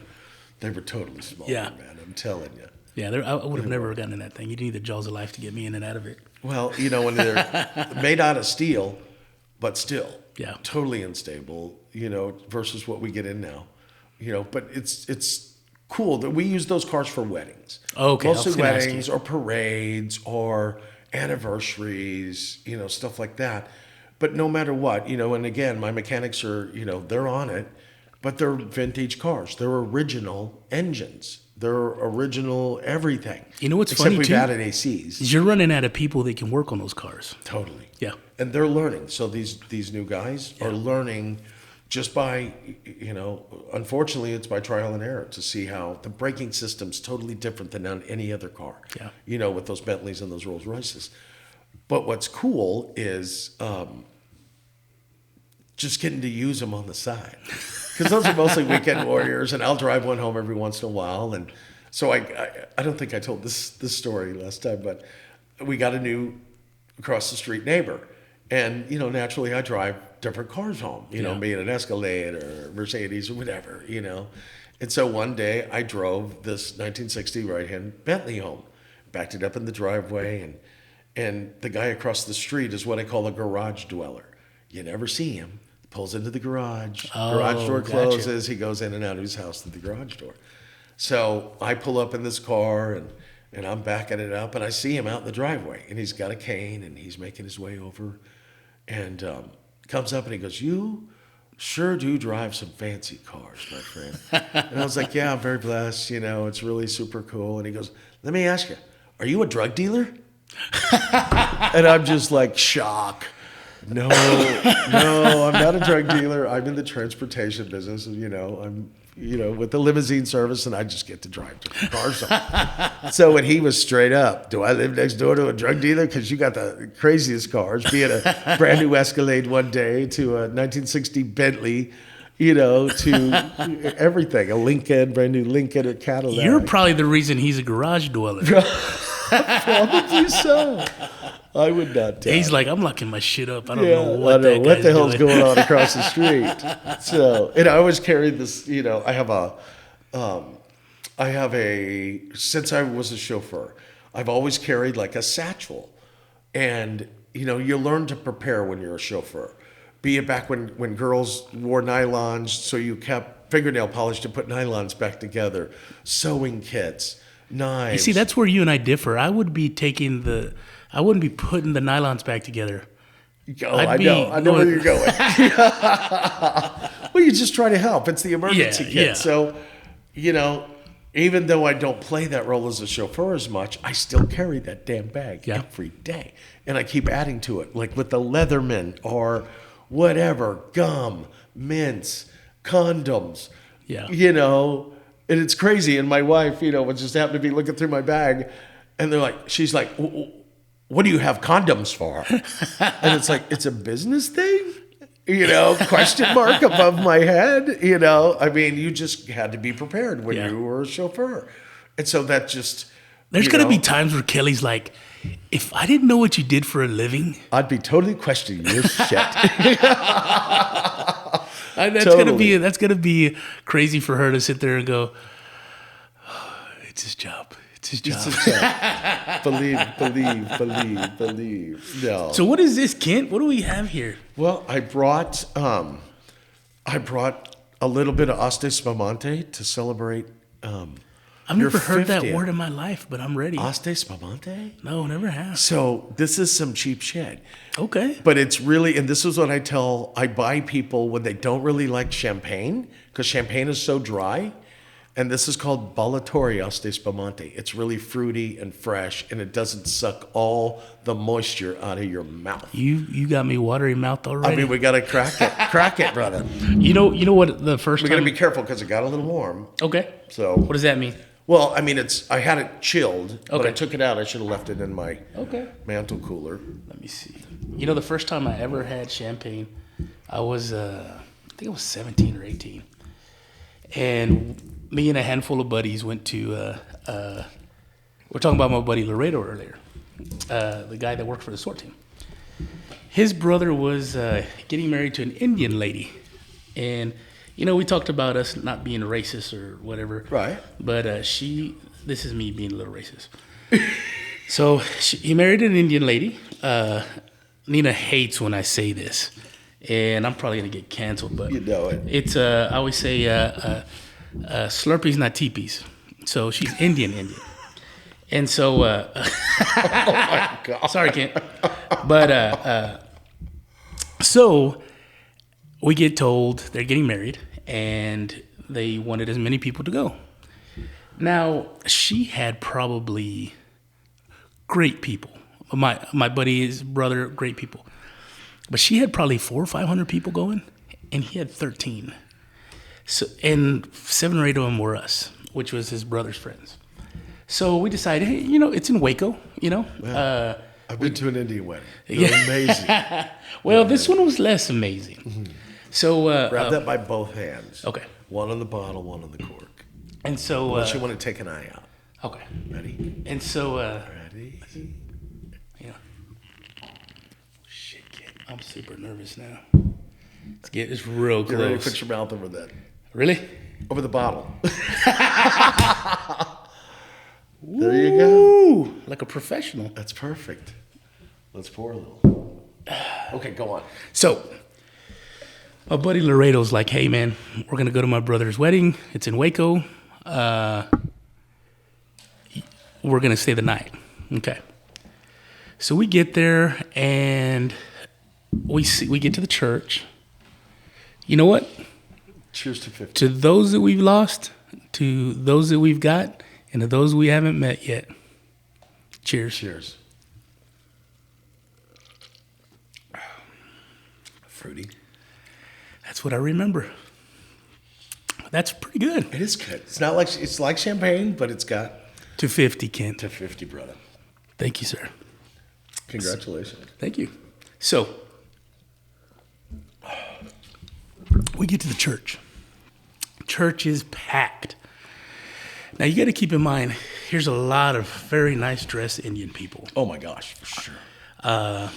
Tons of them. And here's 8 to 9 short, fat country kids who've never been outside of Live Oak County. So we were walking in the church, and I try and always be over polite. And so I've hence met Indian people, great people. Totally. This experience didn't go so well. But then again, it could have been us, Here we were, an experience to the world, not dressed the best. We probably had jeans and T-shirts on. They probably said Longhorn football or something on it, So we're in the church, and we're in the vestibule, and nobody's moving. It's packed. And so I'm excuse me. Nothing. Nobody will move. And you're trying to find a seat. I'm trying to get through to get into the church.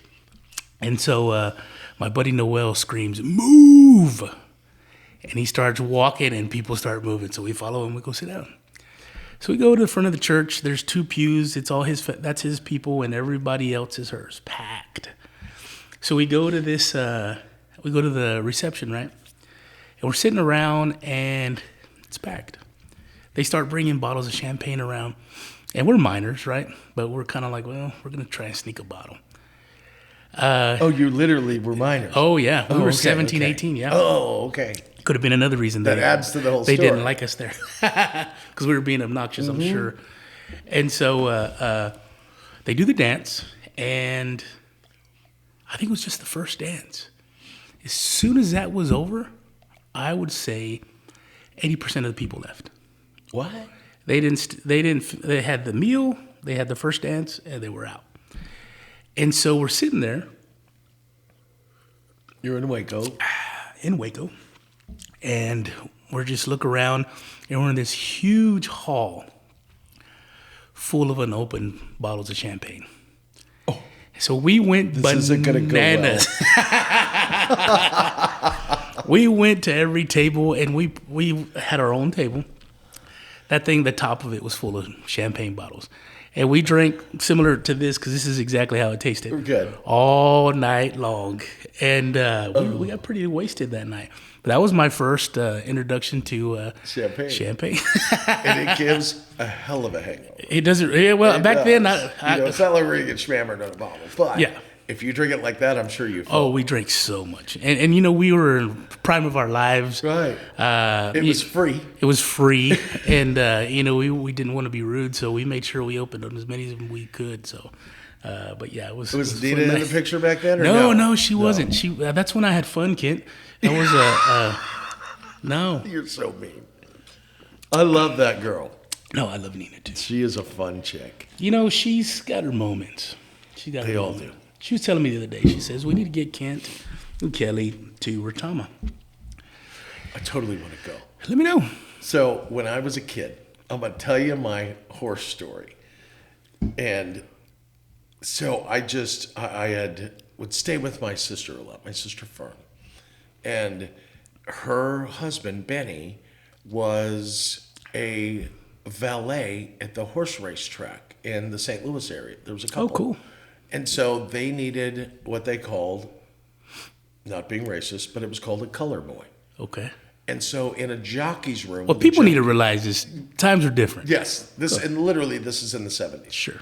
And so there was a room where the jockeys come and they put their garb on, they put their boots, and a valet gets hired by a few jockeys, and the jockeys the valets like their butler. Make sure their boots are shined, it's all ready to go.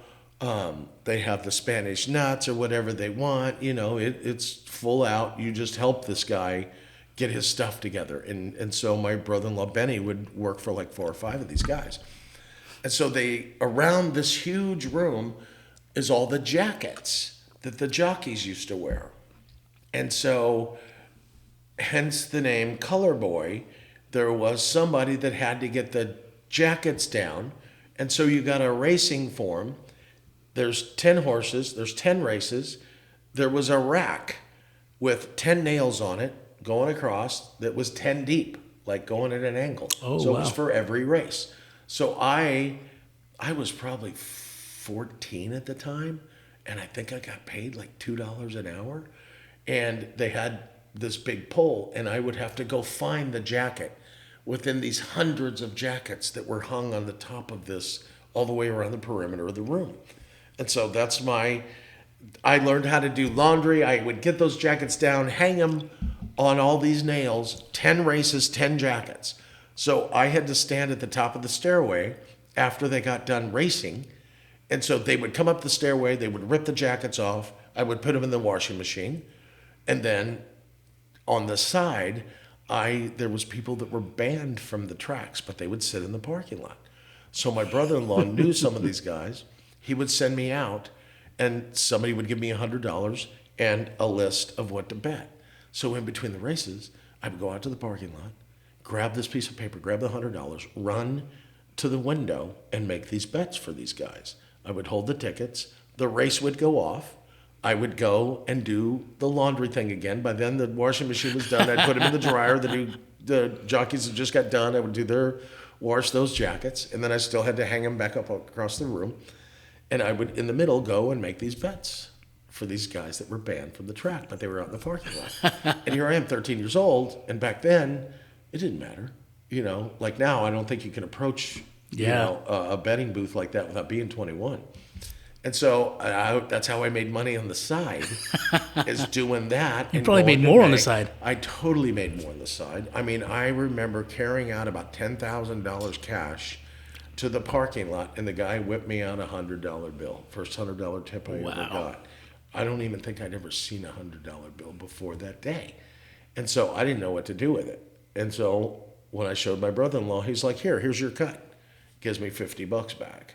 So I made $50. I didn't make the 100. I hadn't seen a $50 bill either. So no, I hadn't seen a 50 either. So that's I just had, that just brought up a lot of memories when you said Retama. But yeah, I want to go to Retama. We need to. We do. And it's the season, right? Aren't they running right now? I believe so. Yeah. I believe so. They also do some cool little things out there where they're starting to do more like Christmas lights and carnivals and things out in the parking lot. So it's got a cool little vibe to it. Oh, so you weren't talking to go see horses at all? No, horses. No, Christmas. definitely horses. So cool. It'd be fun to do some gambling. Nina loves to gamble. I'm not a big This is my problem, Kent. I'm a fat guy for a reason. I can't control myself. So we went to WinStar earlier this year. And it was so strange because here the past 10 years, I wake up, I go to work, I go home, I go to George West, I come home, I go to work, back. That's my, or we go to the Valley. I don't go north of Boston.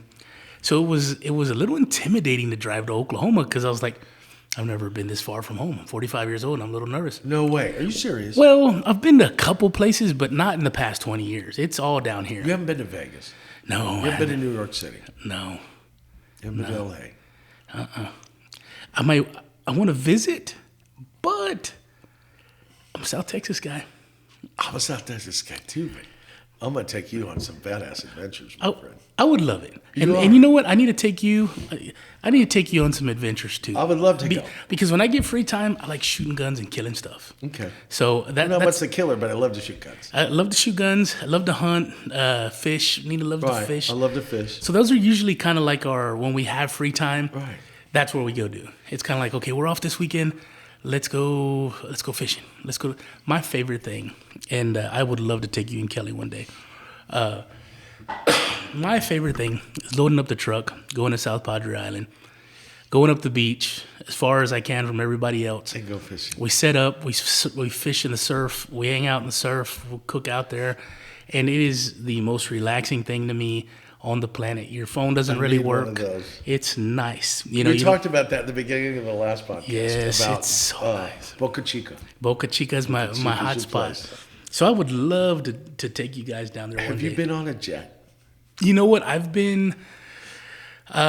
We have been for work. So I think we've been to Oklahoma for jobs and stuff like that. I will tell you the first time I went on a plane. Again, I'm from George West, right? My dad used to drive around picking up my nephew on a riding lawnmower. So that to a jet is totally different. So it was a commercial plane, but first time I went on one, I was. This is where I freak out, Kent. Like if I don't have an exit, I start to freak out a little bit. So we get on this plane. We're going to Oklahoma for work, and an hour flight. It was an hour flight it was 45 minutes from, or it was less, from Corpus to Houston. That was the first leg. It was Corpus to Houston to Tulsa. And so my buddy BK's with me. He works with me, and I just remember sitting in the plane. And I'm like, this is cool. I'm all right, I sat by the window. So this is weird because it's kind of like this little hugging thing, right? So I like to sit next to the window so I can kind of squeeze in the corner so I feel hugged. Yes. Cocoon. So I'm sitting in there and I'm like, okay, this is all right. So we take off from Corpus. And I feel like we're constantly going up. I don't ever feel like we flatten out. It's like we always just went up and now we're coming down.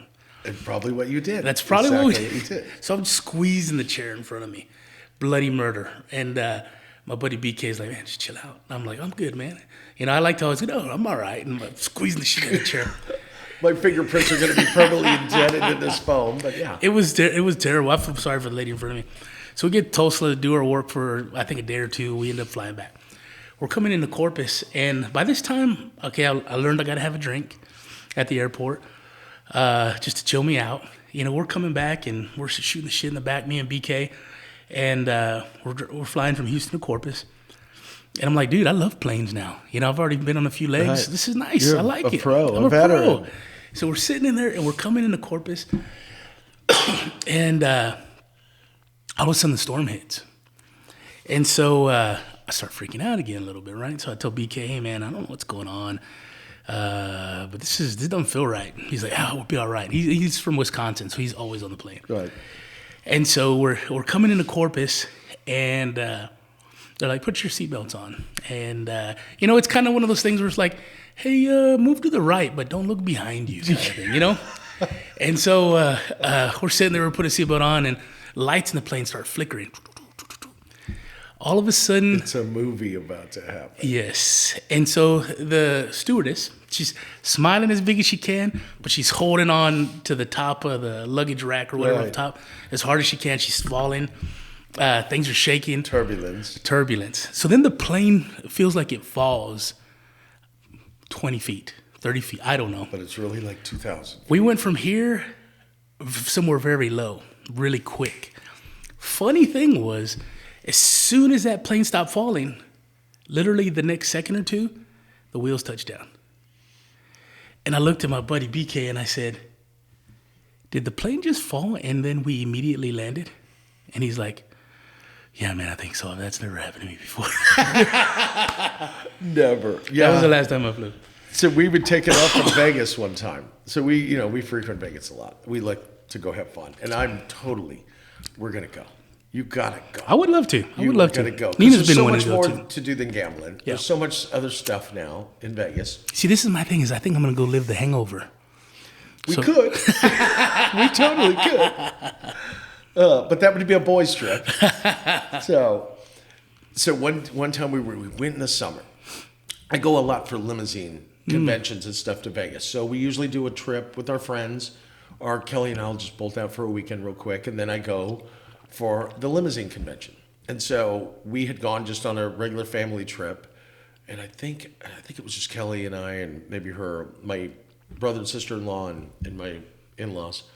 And so it was the summer, and we're leaving Vegas. This is the first time I'd flown out of there in the summer.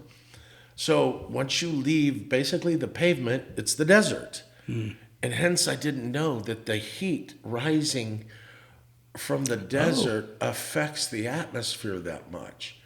And so as we're climbing, and the guy said as we're rolling down the runway, maybe a little turbulence coming up, so make sure your seatbelts are all good and tight. And I'm like, okay, well, that's cool. Never been afraid to fly. And so we're climbing. And you could literally tell the minute that we get into the desert, the plane falls like 2,000 feet. Wow. And I swear to God, my stomach was in my mouth, and I was terrified.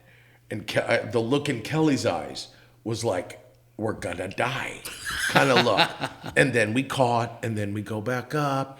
And then I don't know why pilots do this. Then we're banking like to the left. We're like sideways, coming back around. And I was like, why can't you just do like a car? I'm just going to make a left here, keep it plain. But no, you got to like lay that baby on its side. And so since then... Because the pilot's probably thinking, if we don't bank hard, we're all going to die. Probably. And I am literally, maybe crap my pants just a little bit. I'm not sure. I know I farted. I was terrified. And so ever since that moment, just on the takeoffs, I've always been a little bit skittish. Hence the bruise marks on my wife's thigh, as we're taking off. Or anybody that may be sitting next to me if I'm not flying with my wife. Yeah. And so, but once we're up, I'm good. Coming down. And so I've been blessed enough to be able to go in a private jet quite a few times. And that's a whole different deal. Yeah. In a private jet, it's small. It's just like taking a go-kart and boom, you're a quarter of the runway and boom, you're taking off. And so those are a blast. Yeah. Don't get scared at all. Yeah. But the big jets just kind of give me the heebies on that takeoff a little bit. But after that, I'm good.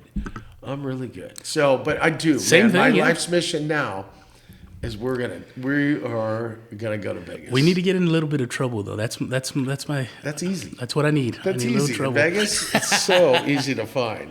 You know what was funny is we went to that damn Windstar, and it was cool. It was fun. It was a been nice there little, quite a few times. nice little getaway. And but it was funny because I'm a very structured person. And I'm kind of weird. Nina always says that I'm on the spectrum, and I might be. Who knows? But so I said, I'm going to spend this much money here, and I had it in my head. Like I watch too many movies. I love blackjack. Yes. And I'm like, I'm going to get there. I'm going to throw $1,000 on one hand of blackjack. I'm going to kill it. We're in 6-hour drive, right? So this is all playing in my head. I'm visualizing the success of winning on one hand. And so we get there, and we start walking around. I'm like, I told Nina, I don't care. Show me the blackjack table. We're walking around, and every blackjack table's closed. Okay, so during the pandemic? No, this was this summer. So it's just they didn't have enough people. It was in the evening. I think we got there on a Thursday night or something. Oh, okay. So it wasn't Friday or Saturday. No, it wasn't. It was the first night. It was a Thursday. So we get there and I'm like, man, this sucks. And so I'm like, I'm gonna go do this $500 table. And she's like, you're not. And then I start getting you're not gonna spend $500 a hand. Blah blah blah.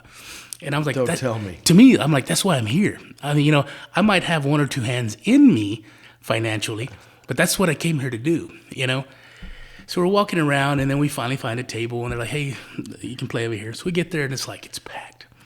packed full of people. There's no chairs. $500 table. No, these are small. Oh, These are okay, small. okay. The 500 was closed too. Thank God. Nina's like, thank God. So she's like, you need a $5 table. I'm like, 5 is for losers. I'm talking trash. I don't gamble. And I don't gamble because I'm a fat motherfucker. I can't control myself.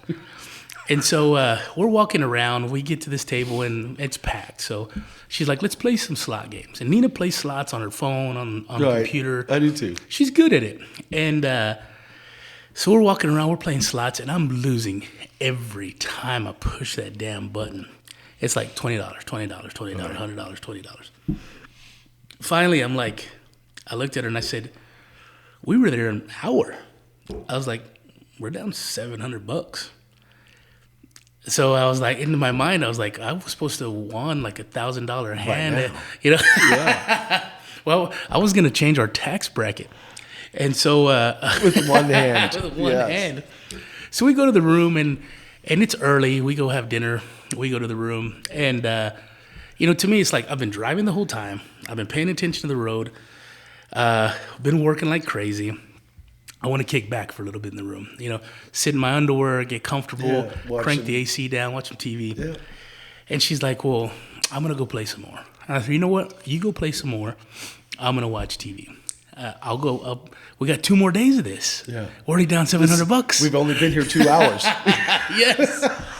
And so I'm like, to me, I was like, we'll get there. We'll have a nice dinner. We'll chill out. I'll make her do filthy things to me. And then we'll... I almost spit by the fucking room. And, Let me know when you're going to say stuff like that when I'm taking a drink. Figure that we'll gamble the next day. No, that didn't work out. So she goes, well, I'm going to go gambling. I said, be careful. She also has control. She does. And she's got this system, which I don't understand it, but it works for her. So I said, look, man, go, have a good time, be safe, check in with me every hour, and don't leave the building, right? And the building's a mile long. It's a mile. It's huge. You don't want to leave it. No, it's massive. But it's similar to Mexico, or like when you walk into Mexico, it's like pharmacy, food truck, grocery store, dance hall, restaurant, pharmacy, food truck. You know, it repeats. Right. Yeah. And so she's gone, and she comes back, and she's got this serious look on her face. And I was like, fuck, we're going home tomorrow. I was like, we can't stay 3 days. 3 days is too much. Right. So I'm like, what happened? She said, how much money did we lose earlier? It's about $700.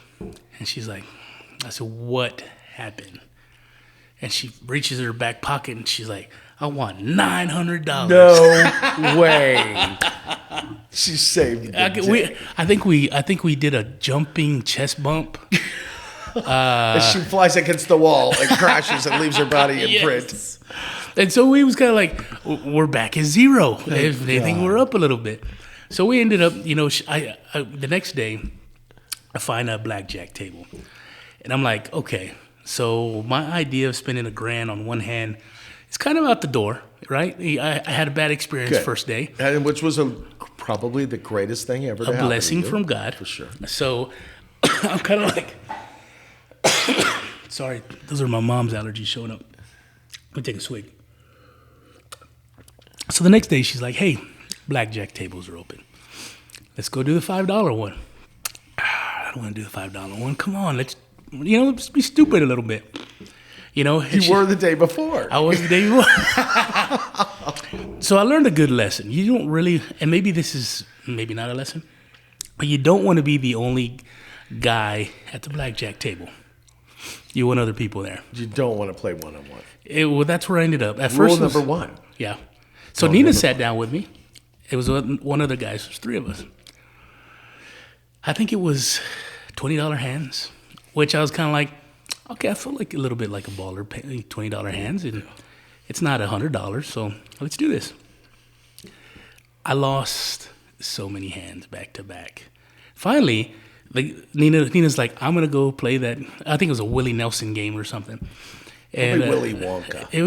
Probably Willy Wonka and Willie Nelson. That's the one she won $900 on. Okay.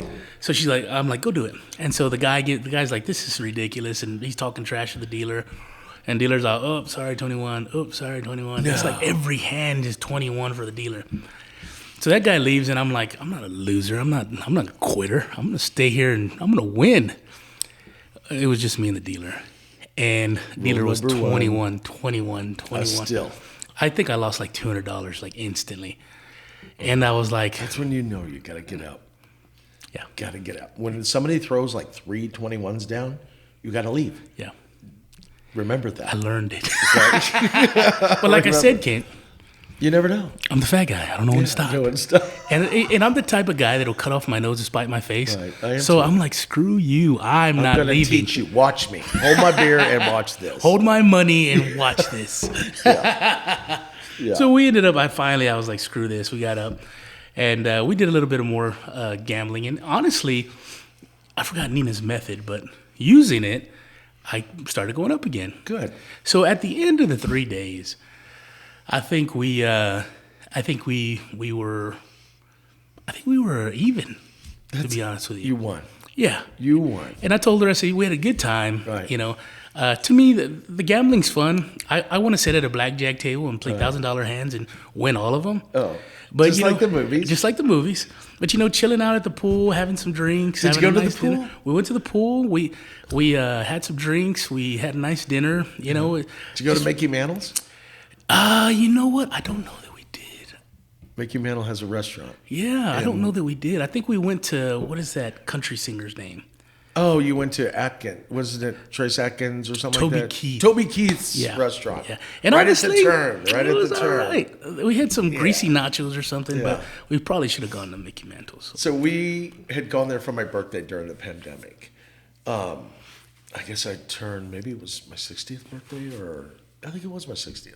So we'd gone for the weekend, and naturally we got to eat at Mickey Mantle's. And so my best friend, Robbie, who's been my best friend for now 47 years, we grew up together. And He's the one that likes the rare candy bar. yes, Yes. you got to meet him. Robbie's love to one in meet a him. million people. He seems like just a good dad. And talk about giving, paying it forward by the hundreds of thousands. I mean, this guy is my mentor. He's my man. Yeah.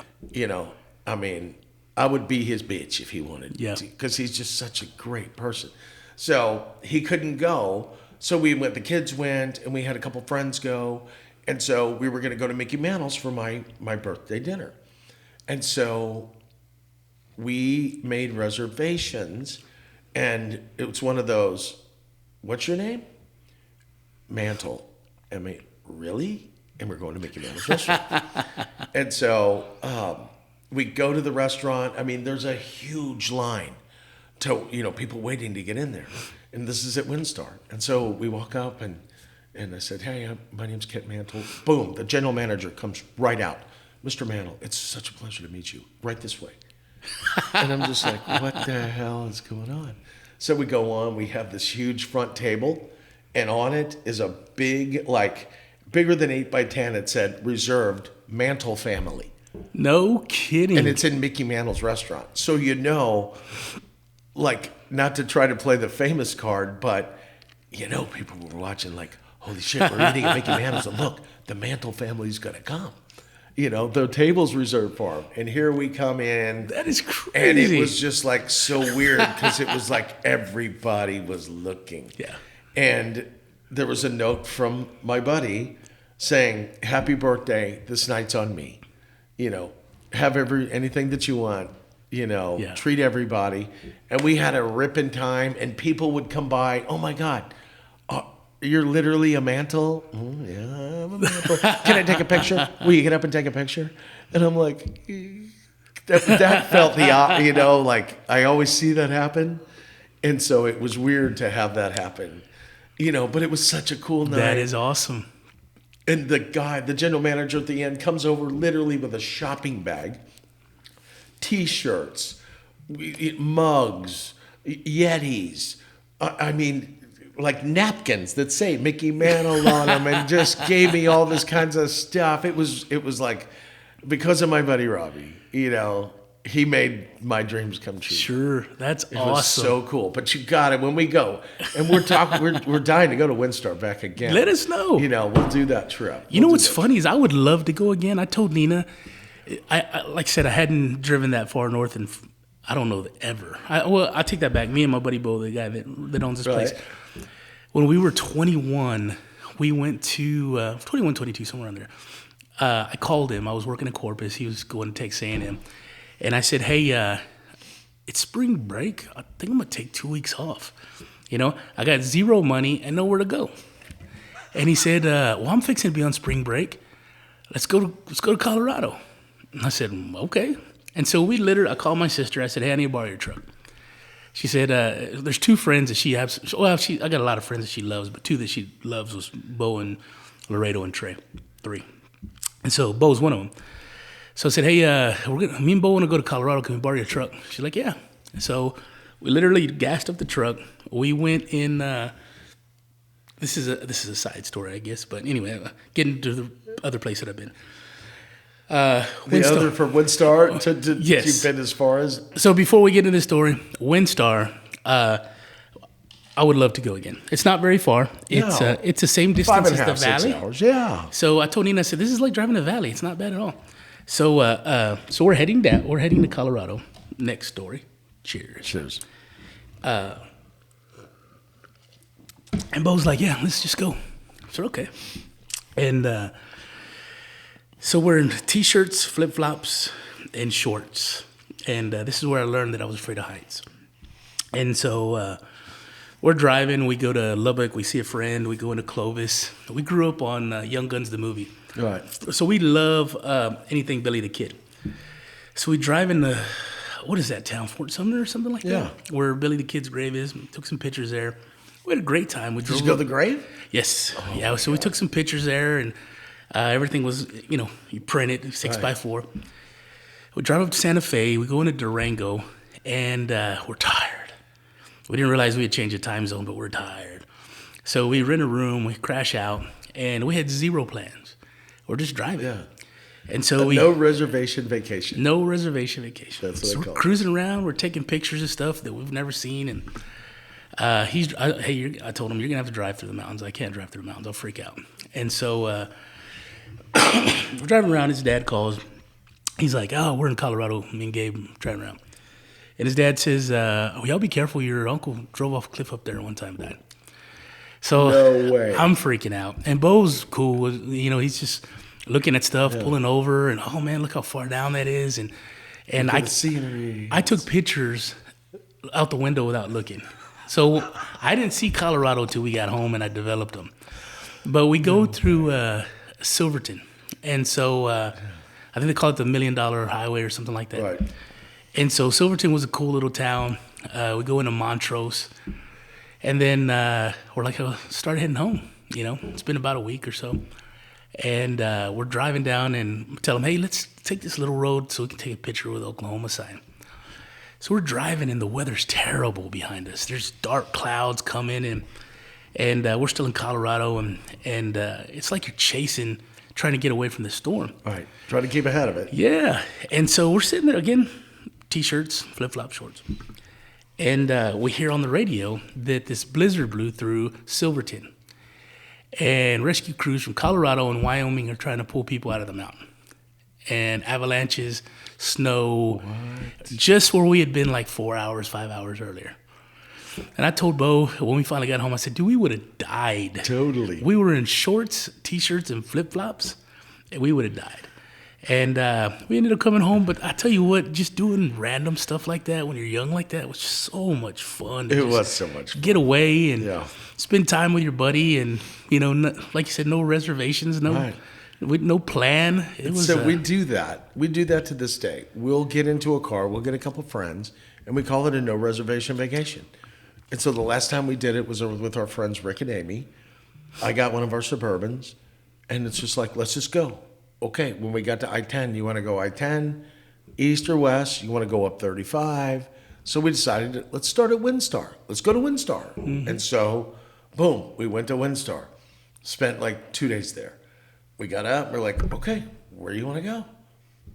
Let's go to Arkansas. Anybody been to Arkansas? So we start to Arkansas. And then I remember my sister's telling me about this place called Tunica. So we decide, okay, it's going to be a gambling. Let's do a little bit of a gambling trip. Yeah. So we go to Tunica, where I think it's Missouri, Arkansas, Mississippi, Tennessee, they all meet. It's like a corner, one of those 3-state corners. Okay. So we go to Tunica, we spend a night there, we have fun, we gamble, we drink. Let's go get some barbecue. How close is Memphis? So we jump in, we go to Memphis that day. Totally no reservations. We go have some barbecue in Memphis. We go do Graceland. We're so close to Nashville. Let's go to Nashville. So we go to Nashville. We get a smoking deal on a brand new 4-story condo. Oh, wow. Deal. It was usually like $600 a night. We got 3 days for $600. Jeez, that's cheap. It was cheap. And we were like the first people to stay in this brand new condo. Wow. So we experienced 3 days of Nashville. Then we drove home. We stopped in Shreveport, and just happened Shreveport has casinos. So we did like a gambling, music, drunken, but we love to do that. You just get into a car and you go. When you get to the intersection, you want to go right or you want to go left. And which way we go, we're going to be gone a week or so. And you just don't decide. It's like, I love to fly by the seat of our pants like that. I have this, I like structure. I know you said that a lot. But I will say this, when I can mentally prepare for it, I'm cool. I just need to. There's times where when I'm going to WinStar and I'm going to spend $1,000 on one hand of blackjack, that's my plan. Right. Now when I can get away from that and I can deviate into other fun stuff, I'm down. I'm good for it. But usually I'm like, okay, this is my plan. Right. We'll do that every now and then on a weekend. We'll kind of stay around the hill country and we'll just take off. Let's go see what we see, and if there's something cool, we want to stop and have a bite, or we just want to drive around. Go do something. It's a lot of fun. I want to do that and head to West Texas and go do, Big Bend, Alpine, Marathon. I've been trying to get Nina to do that for years. I want to do that because they have this new, I don't think it's new, but it's like a bubble hotel, and they're like inflatables. And I think they're called yurts. What are they called? I think they call them yurts. Okay. They're like this big dome tent. Right? Well, I saw those. They're like an onion-looking thing, right? Yeah, I think so. Well, they have these, literally, they're bubbles in the roof is clear. Oh, really? It's a bubble. Like you used to, in school, they would tape trash bags together and you made the big thing, with a fan. And it's got like 2-bedroom ones. It's got, with a bedroom and a living room, but the bedroom is, you see the stars. That's cool. And it's a bubble. But they have like these walls so people can't like peek in as you're, making love under the moonlight or whatever. It should be like 5 minutes. But y'all must be cuddling, Kent. 5 minutes. Spooning afterwards. 5 minutes is a long time. Somebody's getting read a story. So, but I want to do that. I want to go out and I want to see those damn Marfa lights. Oh, me too. And is that real, or do you need to eat the mushrooms first and then you see the lights? How does that work out? I've been trying to get Nina to make that trip for a while, and I think I want to try and make it happen this end of year. Last year I booked it, and something came up, so I had to get out of it. But there's a place called the Buzzard's Roost. I've heard of it. It's all teepees. Right. And so canvas teepees. Yeah. And man, I was thinking that'd be freaking They have that at Canyon Lake. Do they really? Well, it's literally on the Guadalupe. Okay. But it's by the dam, and you can go rent a teepee, and it's air conditioned and No kidding. heated. It's like I wouldn't say like luxury room, but it's got a nice bed and refrigerator and stuff inside. But it's a teepee. Yeah. And it's right on the Guadalupe River. I think it's like $250 a night. That's not bad at all. Well, for a teepee, I'd be thinking like teepee prices maybe $100, but. Yeah. No, I think this one was like 180. It didn't have the AC. The other thing the other thing I screwed up with was I think it was like December 28th or something, and so it was like freezing. So it was a good thing that we ended up having to cancel because I didn't think it through, Yeah.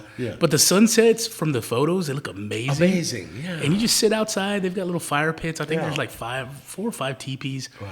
I think Starlight is their big one. But I told Nina, I said, how cool would that be just to go to... I've been wanting to go to the desert for such a long time. I said, just go cruise around and see what's there. Just and go see it. Just chill out, slow down. And they've got to have good food. Yeah. Go hit hole-in-the-wall restaurants. Yeah. I love stuff like that. Yeah. And we need to do that. So going back to WinStar, we have such great times at WinStar because there's always some kind of shit show going on at the pool. Oh. And we have sat, like, we're like 2 for 2 or 2 for 3 at that pool where something's going on at the pool and you just kick back and it's like, this is better than gambling. Like, I got to tell you the story. One of the first times we hung out at the pool. And we were getting half crocked and we saw this couple talking to this girl and they were in the pool and all of a sudden, we're watching all this just kind of, it's evolving. And all of a sudden, the 2 chicks are making out. And we're like, my wife's like, holy shit, do you see that? And I'm just like, can you not see that? And so we're watching, and the guy's just feeding them drinks. He's in and out of the pool, and then he gets in the middle, and they're still all doing their... And it's not like you can't help but watch. You got to know the ending. You got to know. And so... we're watching all this craziness go on, and I mean, it gets pretty risque. And there's kids in the pool because people bring their kids and stuff, and people are literally yanking their kids out of the pool. They're leaving because this whole escapade's kind of going on. 2 women have found love. The 3 of them fell in love. Oh, 3 of them. The 3 of them fell in love. Or, I don't know. It may not be love. It may just be lust. I think it was more lusting. So... like, they're heavily drinking. And I mean, and drinks aren't cheap at the pool bar. And we're buying pictures of, they're called like Bahama Mamas and stuff. And it's like $40 a picture of frozen rum, strawberry daiquiri, I think is what it is. Strawberry daiquiri and pina colada. Mm-hmm. That's like what do we call it? We found it on a cruise. So we were ordering stuff like that. And then we would get the picture of blue stuff. It was like the ocean water or whatever it was. And so we're watching all this stuff happen. And then all of a sudden, one of the girls goes in the bathroom and she doesn't come back. And so the other girl goes in there and she doesn't come back. And naturally... and you told Kelly, I need to go to the bathroom. Kelly's like, I can't stand it. I gotta go and find out what's going on. And so literally, and then the guy goes. Before Kelly decided she was going to make this trip in this bathroom, the guy goes in the bathroom. And so they're in there. Kelly's gone. All this is going on. And I'm just like, I can't stand it. What's happening in the show? I can't see the show anymore. They went behind doors. And so it ends. This whole crazy shit show goes on in the bathroom. And Kelly's watching this happen. And the one girl's holding the other girl's hair because she's puking, but she's making out with the other guy in the women's bathroom. And Kelly's That's just a like... friend. that is... yeah, okay. And so Kelly comes back and is like, oh my God, you don't know what's going on. Oh my God, what's happening? She's holding her hair and she's puking, but she's making out with the other guy and all this shit's going on. And so we're sitting there watching, like, how is this going to end? What is going to be the finale to this movie we're watching? You're the last 5 in the pool. All of a sudden, yes, basically. No, there's quite a few because we're talking about it with other people, and they're like, we're not leaving until we see the end. We know something's going to happen. Security comes. The guys in the jackets come, and they're going in the bathroom and in and out and in and out. And then, there's 1, there's 2, there's 5. And we're just like, what's going on? And I'm trying to send Kelly back in there. Go back in there. Go back in there. And she's like, no, it'll happen. So they bring a wheelchair and they bring the one girl out, which we found out was like the wife of the couple. And then they had the third girl that they found at the pool. But they wheel her out and they're all 3 together. But the wife's just like totally passed out in a wheelchair. I guess they take her to the room. And later on, we see the girl and the guy down in the casino, and we're just like, oh my God, what happened to the wife? How did this end up?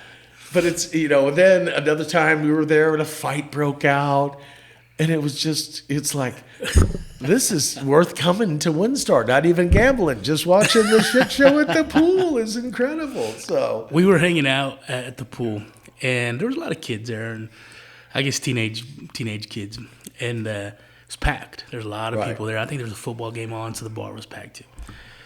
And so there was this Middle Eastern family sitting on the steps, kind of behind where we're sitting in the pool. And so I'm out away from the edge. Nina's leaning on the edge, looking the opposite direction. And it's a woman, a man, and then two or three teenage boys. So the father gets out of the pool, goes and sits on the steps, and he's got these white swim shorts on, or just regular gym shorts or something. And so Nina's sitting there having her drink, having her beer, and I'm drinking my strawberry daiquiri. And I look at her real serious, and I say, hey, don't make a scene, but in a minute, look at that guy's shorts behind you. I really want a pair like that. And so she plays it cool, and she turns around, and she looks. And a lot of gym shorts, they have like this really, I guess, open hold mesh between the legs so that it can breathe and stretch and stuff. He's got no underwear. Swimming shorts. Well, I don't know if they might have been gym shorts. Okay. And so she turns around, and he's sitting there on the steps with his legs open, no underwear, and his nuts are just exposed through that mesh. And she looks, she turns back around. I'm not buying you. I was like, those are the ones that I want. I said, that guy's dove breast is hanging out. When you shoot a dove and you take all the feathers off, that's what it looks like. That's what it looks like. I've heard that. Too funny, Gabe. My brother Eddie, one time, another ridiculous story. We were in the valley. Like I said, we like to go fishing. And so he says, hey, I got us all rooms at this place. Just go check in, pay, whatever. How much is it? $28 a night. I told Nina, I said, that's not good. Yeah, I was like, I don't want to go there. And she's like, you don't know, it's going to be nice, all your family's there. I said, fine, let's go check it out. Well, it's got a big sign, it's rent by the month, right? First warning right there. So my brother's already there, my sister's checked in. I'm like, I'm not staying here. And Nina's like, let's just go inside and see what it's like. It's probably not bad. So I called my sister, and she's like, well, they only had one non-smoking room left, and I got it. The other one stunk bad. Yeah.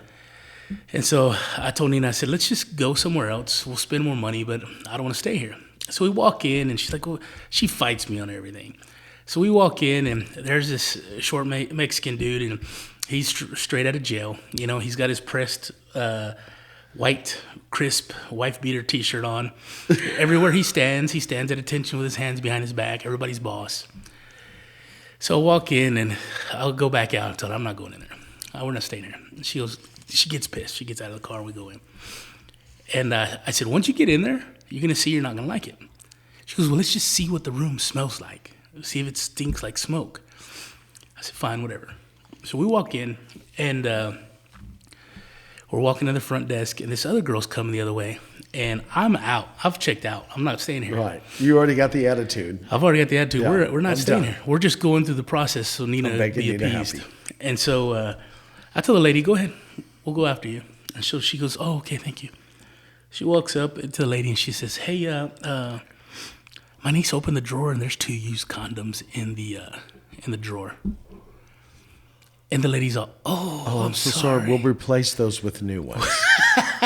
Unopened. Well, Nina's eyes get real big. At this point, I'm not staying there. I can say whatever I want. So I look at the lady, and I go, are they ripped? And she's like, no, they're regular. And I was like, oh, okay. Just making sure they weren't mine. Yes, and then, so the lady that works there goes, she looks at us, I'm so sorry, I'll be right back. I need to go document this. I said, you going to take pictures of it? She's like, I have to. And I'm like, do you want to use my phone? I'll take pictures for you. I'm going to keep them for this memory. I'm just going. And right. Nina's like, Nina's already, it. Let's get out of here. And I'm like, no, I want to see how this plays out. Yeah. Sure enough, I was like, she goes, well, we'll be right back. I said, oh, we'll wait here. And so they take off, and I look at her, you ready to go yet? And she's like, let's get out of here. I'm like, of course, let's get out of here. I thought you were going to watch the whole thing play out. You know what's funny is little kid was like 5. And I was like, you're opening a drawer, and there's 2 used condoms in this place. I don't ever sleep under the blankets. I always sleep on top, unless it's a nice place. Yeah. But that was one of those where I called Eddie. I was like, dude, I ain't staying here. Call me. We'll be at the Best Western. I'm gonna get it out. I'm gonna spend $35 a night at the next place. That's where he used to get. We used to go to another place for $35, and I was like, oh my god, I found a better deal. Well, I mean, where else can you walk outside your door and buy like a pound of crack? Yes. With the next door neighbor, and you're set for the Well, night. I think that's usually where you're spending all your money is the crack. Yeah, you know, it's you gotta say. be. Because you rent by the month anyway, you know? How crazy is that? But that was one of those. That was one of those crazy stay the nights, and then the guys nuts hanging out. So you're right. Windstar's Interesting. pool is a place to be. Tell me, your 50th episode. Yeah. What's your best? Your dad? It's gotta be. Your dad's gotta be up there. Some of your great. I mean, at 50 episodes, guy, this is like part of your life now. You know, Kent, I think Dad is definitely up there. I think my mom is definitely up there. You know, Dad, my mom is one of the people that gets very little attention. So she's my biological mother. All my siblings, my dad is our biological father. So the world revolves around Dad. For sure. You know, and so when I had a chance to sit down with Mom, it was very interesting to hear the perspective from a lady who was 16, had a kid, and was helping an older man raise his kids. You know, and it was interesting because... How old was your dad at the time? Dad was the man. Like when he got with your mother. I'm terrible with age because I want to say he's in the mid-70s now. And how old your mom? I'm 45. She's 16 years older, so she's 45, 56. No, that's 10. So she's 61. So she's my age. Wow. Yeah, she's 61. I could be your father. You could be. That's crazy shit. If y'all were 16. Yeah. So he was, I would say he's probably, he was maybe 10 to 12 years older, maybe. Oh, okay. If not a little more. Well, people go to prison for that shit. Yeah. You know what my problem is with the whole Mexican thing? The quinceañera thing. Don't even take me there. Never been a fan of it. Don't even take me there. You know what? I make a huge living on that. Yeah. But it's amazing the amount of money that people spend. Yeah. It's a wedding, basically. It is a wedding, and that's what I tell these Yeah. people. I was like, listen, I try to make it as painless as possible. You know, offer your kid a car. You know, I try to give advice. Yeah. You know, and they're like, yeah, we're going to have to do the car anyway, but they want a quinceanera. Yeah. And they have to mortgage their house. I mean, it's crazy that the amount of money that people put into this. And the craziest one I've ever been a part of was a prominent, I'm not going to say the name, but is a prominent attorney and spent $10 million on a quinceanera. $10 million. What? Joe Jonas, Pitbull, Six Flags, rented out all the Six Flags. So everybody, you know, that kind of like lets you know. You could have bought him an $8 million Dude, home. my bill alone was $27,000 just in transportation. It's crazy, the money, but that's like stupid money. Yeah. You know, it's when you have everything and you don't care. Yeah. But you know, for you know, even it doesn't matter what. Hey, Nick Jonas is the shit. Pitbull's the shit. Yeah, yeah. I mean, but who has Pitbull come and play at your daughter's quinceanera? And probably Unless for you got 20 stupid minutes. Money. Well, you know, my drivers were so happy because they had a separate tent for my drivers, and we're getting like 2-order steaks, whatever you want, and all the fixings that go with it. They had their own tent. Wow. With a chef, with a grill and everything, and they were like, we'll almost do this for free, but we're not. Yeah. But we'll almost do this for free. It was so cool. But I see that, and I see the you know, just like you said, it bothers me that people spend that kind of money on just a party. Well, you know, even just the cultural portion of it. Right. Like, I get I it. didn't want to go down that alley, but Oh, I'll go. Yeah. So I get it. I get the cultural portion of it. I get that girls love it. It's super exciting. To me, throw them a Sweet 16, you know? So let's go 100 years ago, if not even sooner. People got married younger. Right. They needed to have kids to help work on the farms, to help support the family. You needed more hands, which was more mouths to feed. Right. But that was the cultural thing of it.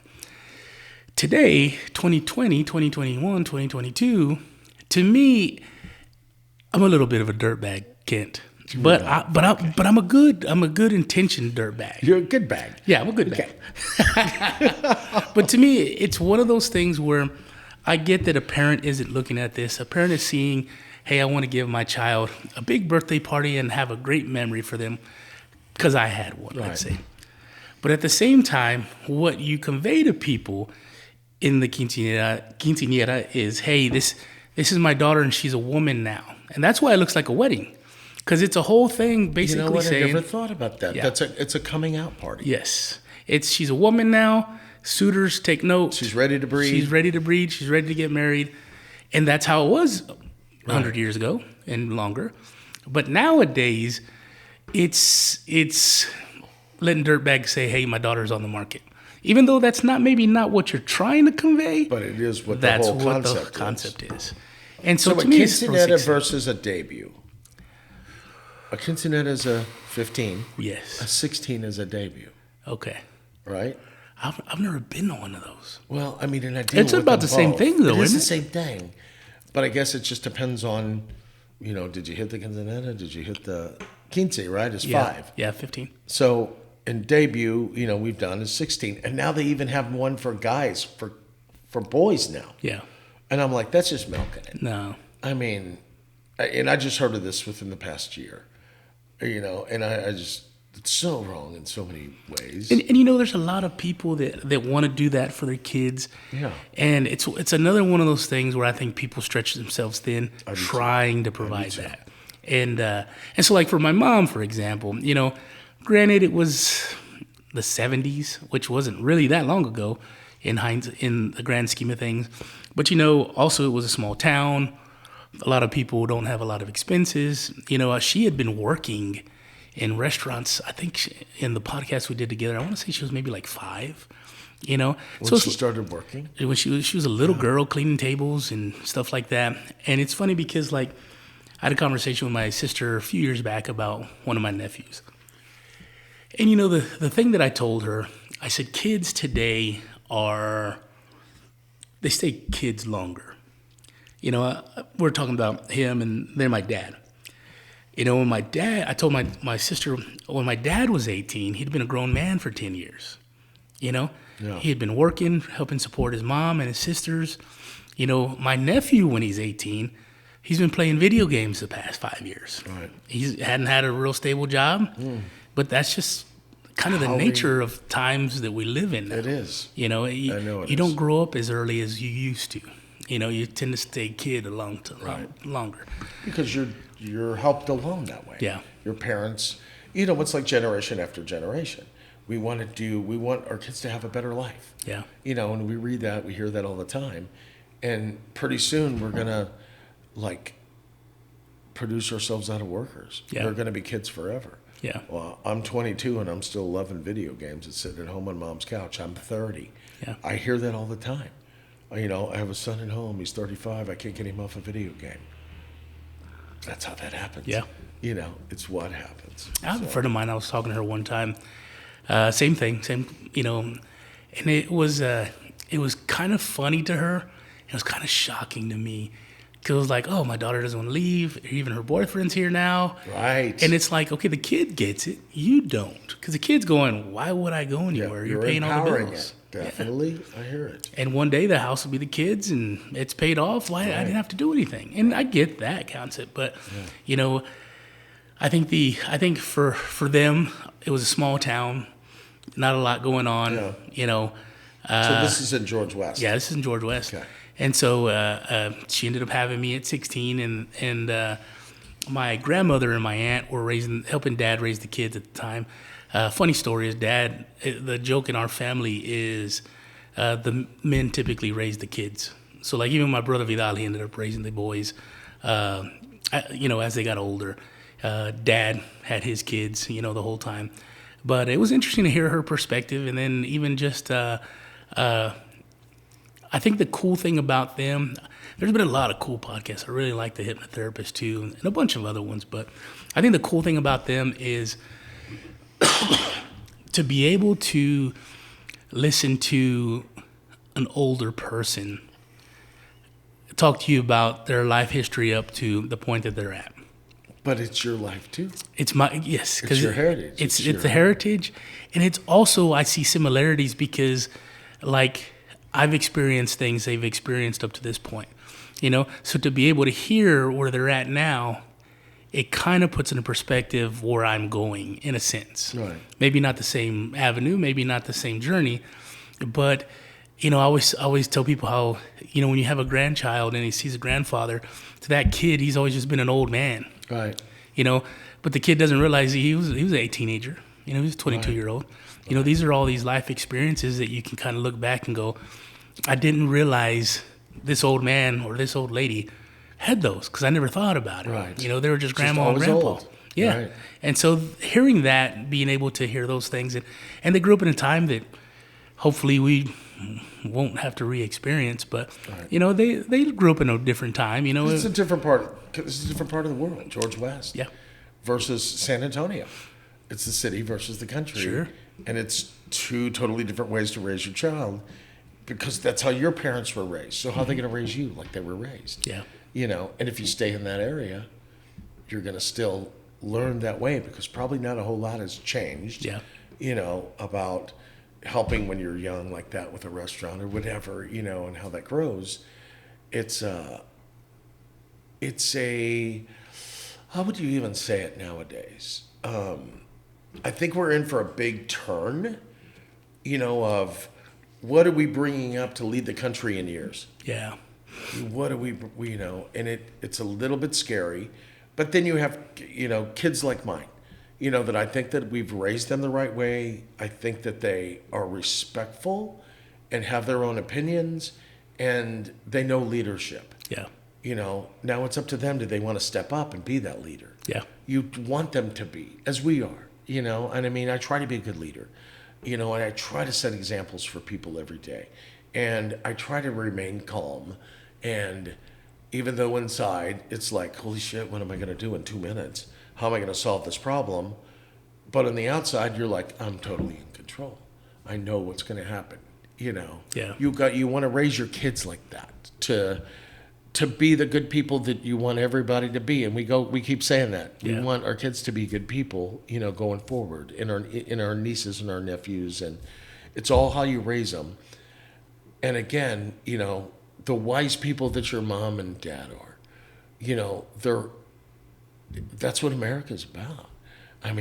They grew up, not immigrants, but not the wealthiest of people. They, like you said, they had to work when they were 8 years old. Yeah.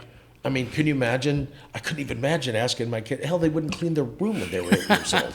They still don't clean their room. Yeah. You know what I'm saying? Yeah. It's, you just want better each time. Each generation wants better, for their kids. So I read a thing, and I can't remember who was saying, when I was growing up, I drove a Tempo, a Ford Tempo. My kids, they're going to drive a Mercedes. Their kids are going to drive Ferraris. My kids, they're going to be driving that old Volkswagen again. Yeah. It's the cycle of, to a point, the money only goes so far, and the ethical values only go so far, to when you have to start over. Yeah. And they got to teach those basics again, when you got to go back to the old school way of doing it. And I believe that. Yeah, I don't think that we're far from there. I don't think we're so probably either. another generation before that starts showing up. Yeah. One thing that I try and convey to my nephews, and I got a lot of nephews, I got a lot of honorary nephews, and one thing that I try and convey to them is to be a thinker, for one, but also to, it's kind of one of those things where I feel like we're getting into a point in society where you have a group of people that are going to run everything, right? And what I try and convey to my nephews is there's a lot of people that don't want to put any effort into it. They want to have fun. They want to play video games till they're 35 and live at their mom's house. There's a lot of those kinds of people. The followers. And that's one thing that I try and convey to them is, if you're going to allow somebody to dictate how you live your life, somebody will do it. Somebody's wanting to do it. There's always going to be. Yeah. So either you wise up and you learn the ways of the world, you learn how things work, you get educated, You learn, and you know, when I talk about education, there's the formal education, but then there's the informal education. You really have to know how things work and how things come together and why people do certain things and how to avoid some traps, you know. And being involved in our spouse's education. I mean, they're all about education. Yeah. And it opens our eyes to something that we may have not have looked at before. And I wish a lot of people got the look that we get at the educational system and how there's truly dedicated people that want these youth to prosper and survive and grow into decent human beings. But again, it's the parents holding them back. We had this conversation earlier. And you know, as a I guess maybe as a there's so much involved with money too. You know, so when you get to the state level, you get to, you know, these entities that run the school districts. You know, it's a lot of seats in the butts in the seats. Yeah. You know, we got to have kids in It's school. about the funding. You know, and Nina was telling me the other day they even referred kids nowadays as clients. You know, and That's scary. It's crazy, isn't it? It is. It's crazy, but they lost so many to like charter schools that they started. Don't get me started. Don't get me started. Don't go that path. I make I'm going to be choice with my words. We make a lot of money in my business in charter schools. Yeah. How they spend their money, I don't agree with, because I know how Kelly has to raise money to go on field trips, and to do that for their kids. They have to have separate fundraisers through the PTA to be able to, like, rent their own buses at the school district. And, God, do I even want to go down this wormhole? Because I'm going to screw myself. We may need to table this for. We do. Let's that'll be episode 100, because now I'm going to tell you, I want to be your 100th. You know, you're going to be 100, 150, 200. And we have to have a big family reunion. Every single one. We need to do, you know, at that 100th, we need to have like a party podcast. I'd love you that. know, and it's probably not too far away. You know, it's probably 50 weeks. Well, you know, we got here pretty quick from, what was it, 39? Oh my gosh, it was June. Yeah. Wasn't I here in June? I think so. I think it was. That's why I was kind of like, you know, I was really excited to have you back, and I was thinking, man, there's a. It felt like it was very quick, but it's gone by quick. fast. You know, has. one thing that I think's been cool about it is my buddy Renee. We had him on the other day. He had an event in San Antonio. It was like a health and fitness expo. Right. I saw part of that. Yeah, He was part of a that. cool dude. Love Renee. And one thing that I told him, I said, you know, I really enjoy doing this, and I really enjoy doing it because I like learning from other people, you know. And we talked about it, and it was like, you know, is there any money in it? And I'm like, well, hell no, I don't make any money. I said, I just spend money. I said, but I enjoy hearing people, you know. And a lot of times, what's fun is hearing people's stories. And you know, a lot of folks, I'm not talking to Joe Rogan's clientele, right? I'm talking to regular people who had experiences. It's every day. It's everyday folks. And a lot of times, you know, this kind of format is very foreign to them. They've never, it's the first time they've ever done it. Oh, I was super nervous the first time I came here. So, you know, it's like, you know, you don't want to say the wrong thing. You don't want to say too much. Sure. You know, and again, I apologize about cussing on that last thing. No, I cuss all the time, kid. You know, I have great stories. Yeah. And I'm glad that we focused on other things on this deal. You know, I told a couple stories. We had, you know, but get into little, you know, especially in your 50th. You know, it's about where you've come from number one. You know, from your first episode to where you've come today. And look at the 50 people that you've had. You know, and I mean, that's amazing. 50, and how long? When did you start this? I want to say maybe 2 years. And that's not long at all. Just and you got weekends. 50. Weekends every so often. Almost every other week. But you know, you know what I think is cool about it, and I was kind of talking to Renee about it once, is there's so many interesting people just in this area. There is. You know, there's so many interesting people that nobody knows about. You know, there's so many interesting people that don't know about, you know, Renee trying to put on his expo, or you know, Louis, who's trying to raise money for nonprofits, or Right. the food bank trying to feed people, or the chiropractor or the hypnotherapist, or Right. even my sister-in-law who's got her degree in kinesiology, and talking to relatives and friends like you, and there's just so many people that have an interesting life, and they're not famous, they're not well known, they're just regular people, and you walk by them and you don't even think about them when you see them, but they're doing things, Amazing things. And I think it's awesome, man. That's the fun thing. And that you get to spread the word like that. What's sad is you're not making any money off of it. That's the other sad part. We need to change that deal. We need to change. We need a sponsor like HEB. Yeah, we'll put HEB in. We'll put HEB in. I'm going to talk to Scott Bolton. That'd be because awesome. I really feel like, and he is total Joe Rogan material. Yeah. Yeah. But I mean, he's a humble man, and it's those are the people that are so fascinating. They are. And I mean, if we can get him to come do this, I want to just sit in the corner. Absolutely. Well, on. And just, he's the greatest nerd I've ever met. Yeah. I love, and he's like, I'm just a big nerd. And he realizes it, but what an amazing life. Yeah. You have a freaking rocket circling Jupiter. And you send your buddy Kent pictures. I'm telling you, how badass is that? It's nuts. And I'm just a normal Joe. And, and I get to hang with people like you. Yeah. I love you to death. I love you, Kent. You and your wife. And that's why we have remained friends. Yeah. We don't see each other enough. But we need to take non-reservation vacations. Absolutely. We need to do that because I know our wives, they're passionate about each other. They have so much in common. Yeah. We have so much in common. We could do a traveling roadshow podcast. That'd be awesome. The new and improved. The Gabe and Kent. Gabe and Kent traveling no reservation vacation podcast. That would be more like a comedy show, I guarantee you.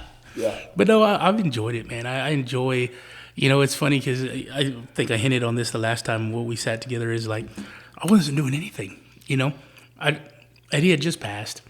I was working, going home, and not doing anything, and so Nina's like, you need a hobby. And I'm like, well, I was going to say, you found a hobby. You found a great hobby. I always like to shoot. Yeah. I always like to fish. But at the end of the day, it was kind of like, those are things that I did repetitively, and they were fun. But this is something where it's cool to bring people in.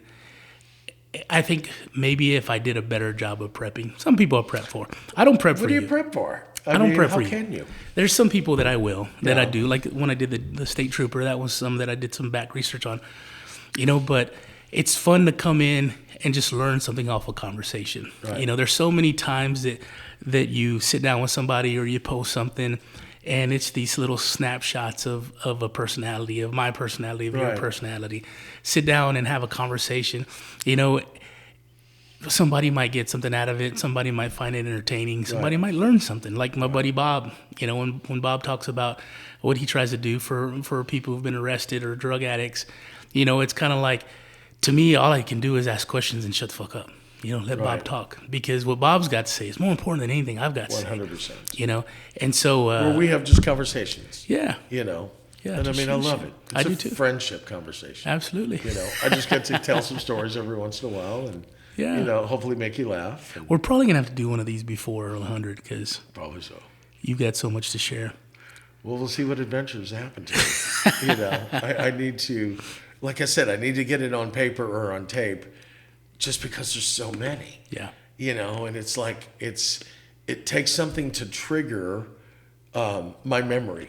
Or I'll see somebody on TV and it's like, oh my God, that time I spent with them, I totally forgot about that. It's just time after time and after time again. And people on my man cave wall, they're dying. Yeah. Which makes me feel like I'm getting old. Yeah. But ask my wife, I'm 12 inside. I still, when you have one of those going down a country road and you have one of those big dips that makes your stomach do flip-flops, I'm still the guy that's going to hammer that gas. And we're going to get the full effect of that drop. And Kelly says, I'm married to a goddamn 12-year-old, no matter what. And there's this place where we go to my buddy Robbie's place, and there's always this one deal. There's always this one hump in this road where I just can't help myself. I have to do it. I act like, I don't know what's coming up. And then I'm like hammering and we do it. And she says the same thing. You're 12. I'm married to a 12-year-old. That's why we get along, because we're exactly the same. Totally, exactly. There's one out here on 1863 that does that. And back when I was taking classes at B County, there was a place that had this little hump because the train went by. And I had borrowed my buddy Andre's truck. And you can launch? Well, he had this badass Chevy, a short bed, step side with a huge engine in it. And everybody would give it gas, and you go over the top, and your guts would go up in the air. And so everybody was taking turns, and I was the last one, and I had my other buddy with me. And I didn't realize how fast I was going. We hit that train track, and we got air. See, that's what it's about. Someday on that hill, going to Robbie's, I'm going to get air. So, Andre, I apologize. And that's why the whole underbelly of your car has these huge scratches on it, your truck. That's great. Such good times. That's great. But Kent, man, I appreciate the shit out of you. How long have we been doing this for? Like two and a half. No way. Two and a half. Again. It's a great thing, and I love spending time with you. I love having you on. I love shooting the shit with you, Kent. You're a hell of a dude, and you are. I hope Elegant fucking goes to the moon. We're trying. Or Jupiter. One of those, either that or retire. Jupiter's cool. I can get there. I got the ride. You have any thoughts on retirement anytime soon? Or it's just not there yet. As it gets busier, and I love the excitement, and I love what we do and accomplish every day. But God, I just kind of like the 61 thing is kind of like, I'm 61. Yeah. And my father only lived till 61. Oh, wow. To he was born in April. He died basically like July 8th. So like 3 or 4 months passed. And I mean, so these next months are kind of a nut-wrenching thing. Yeah. Because inside a stupid goal is to pass that. Yeah. I got to pass when he, succumbed, Yeah. And so once I get past that, I think I'm going to start thinking about it. Yeah. Something else has got to, there's a lot. Just like you said, you got to volunteer. You got to pay it forward. Yeah. I'd love to do that. I know Eric Cooper at the San Antonio Food Bank, and they want help all the time. Yeah. And that, you just talking about that makes me think, I can do great things. We all can do great things. Yeah. So you got to put your mind to it, and you got to carve the time to do it. Will I have the money to retire? Of course I will. Will it be as comfortable as I am now? I don't know. We'll see. And Kelly's talking about retiring. She's already 30 years, and so she just has to work out that magic number thing. And I think it's going to happen, and I want it to happen, and I want to continue in helping people. And will I be a consultant forever in the limo business? For sure. When they need help, when they need, they got tough projects or. Well, your experience is invaluable. Hopefully. Yeah. We'll see at the zeros on the end of that check. But yeah, I'll always be involved. Yeah. Will I completely retire? Probably not. Hell, I have drivers that are in their 70s now that love it. Yeah. That's just like, I'm so glad I found this because I was sitting at home doing nothing and I was going to die. Yeah. Now I'm out and I'm active, and that gives me motivation to when I am 70, when I am 75, as long as I got my cahoots together and I can, I'm still retired, but I can go do something. I can go drive somebody and still be able to get out, and I'll never forget how to do this. It's the same as you, you're 45, you got a few years to go, and so my business partner just turned 60, what did he turn, 66? And that guy's got no intention to retire whatsoever, where I'm like, I think there's things I want in life. I've accomplished this. I've got to the pinnacle of, I don't know how much farther I could go. Yeah. And I'm good with it. I've had life experiences. I will, no matter what, continue to have experiences like this that making my own dreams come true, meeting people that I've always wanted to meet, and what to close out, the Queen of England. I don't know if I told that story, and that was such. He drove her doctor to be able to like even be within a couple feet of her, with the and knowing the doctor and her just like being kind enough to walk down, past us and kind of just do the nod, of thank you. Never anything came out of her lips, but just to even say that thank you. To be acknowledged, yeah. To be acknowledged. And to be that close to somebody that you would only see on TV, or how would that ever happen? And to see her whole life of, what has she lived in, 96 years? 98? I think so, yeah. And to be able to have crossed paths with that woman, it's not normal.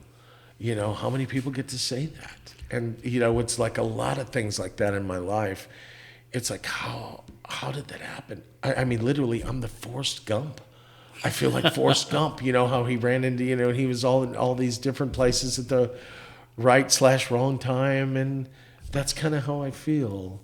It's like, how could anything get any better? Who was my next adventure to meet? And, I'll just wait for the next day. The next phone call will tell me what's going to happen to my life tomorrow. What I think is so wonderful is I always kind of blamed growing up in a small town for having small dreams. I never knew what I didn't know, right? I didn't know what was out there. Back there was you either went to U.S. Steel or you went to the refinery or you went to work at the prison. It was one of those because that's what you did in your area, or you went to Corpus to go work, somewhere. And it's funny because I love hearing your story. There's a lady that I've done some podcasts with, a couple, or Julene Simpson. Yeah. And same kind of thing, little town girl in Philadelphia who just loved basketball and never wanted to quit. And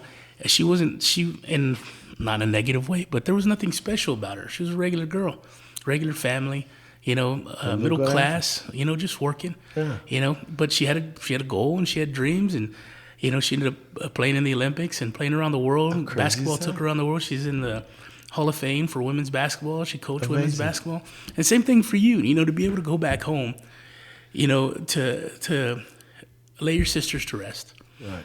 To be in that town, to be around your friends, your family, to show your daughters that origin of Kent, right, to Kent now. And it's funny because, much like Julene, with all due respect, there was nothing that was silver spooned to you. You're just a guy that was driven and was passionate, and you did your thing. And I think a lot of times we forget the journey. Right. We have a goal and we want that goal. And we don't realize that the gold is the ride in between, from the beginning and the end. Right. That's where the gold is. Everybody's goal's a little bit different, right? Yeah. But all this stuff that you've experienced, it's just part of you being you and doing your job. It's not. Yeah. Again, it's like I couldn't have made this shit up. Yeah. There's no way. Hence the second could have been titled, You Can't Make This Shit Up. Yeah. Which is Kelly's book about her life as a teacher, then a vice principal, then a principal. It's like, you can't make this shit up. Yeah. And so we all have stories, and there's so many people out there that'll tell you their stories, that want to get it out, that we don't know, just like you were saying. There's so many people that we pass by every day that are incredible people, that have these incredible stories of the lives they've lived. Like, you could walk past Dr. Scott Bolton and never know what this guy has created for our world. Not just our country, our aerospace, this guy changed the whole shit of everything, of space exploration. And so it's going to I got to talk to him. It would be such an interesting show. I would be on my best behavior. I got so many people for you. I would be on my best behavior, Ken. Yeah, you would. But we're going to have some wine with him, maybe, Absolutely. and see what happens. I think that'd be awesome. I do too. One thing I think I want to leave with telling people is I was watching a podcast the other day with I forget the actor's name, LeBluff or whatever his name was. Shia LaBeouf. There you go. Yeah. And he said he had a real interesting interview with another actor, and one thing that he said that I thought was pretty friggin' interesting was he said he knows that at the end of the day everything's gonna be okay, and he said, and if it's not okay, it's not the end. And I think that's so profound because very profound. I think there's a lot of people that get depressed with their lives, they get bored, like the 70-year-olds who are now driving limousines. Or it's like me. I'm staying home, going to work, not doing anything. Yeah. And we sometimes we get caught up in, hey, this sucks. My life sucks. That's just a small portion of the journey. You're still going. You know, keep moving. It's tomorrow. Look for something new. Always tomorrow. You always got an opportunity. As long as you're in the fight, you're in the fight. And as long as you're breathing, you've got an opportunity. Yeah.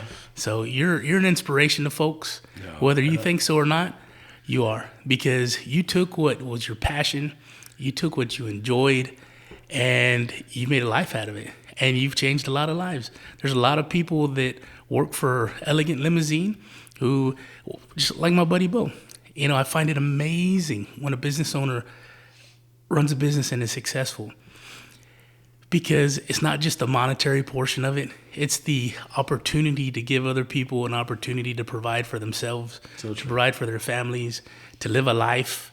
And outside of all that cool shit that you see and do and get involved in, to me, that's massive. That's bigger than everything else. When you can say, hey, all these people that work for Elegant are providing for other people.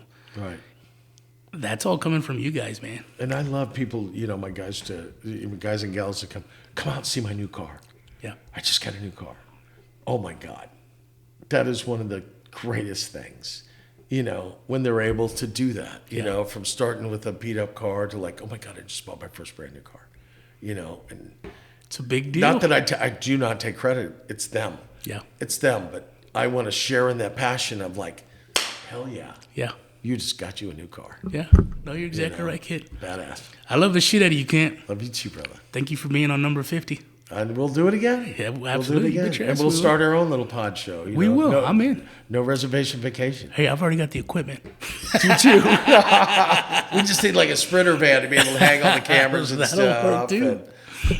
Like American Pickers, but you know. There you go. Drinking and driving. Thank you so much, Kent. Thank you for having me. I love the shit out of you, Kent. Thank you, Gabe. You know I feel the same.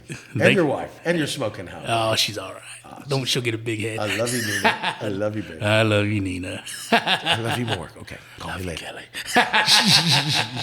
Well, thanks everybody for listening. Thanks, Kent. Thank you. Love you, brother. Bye. Bye.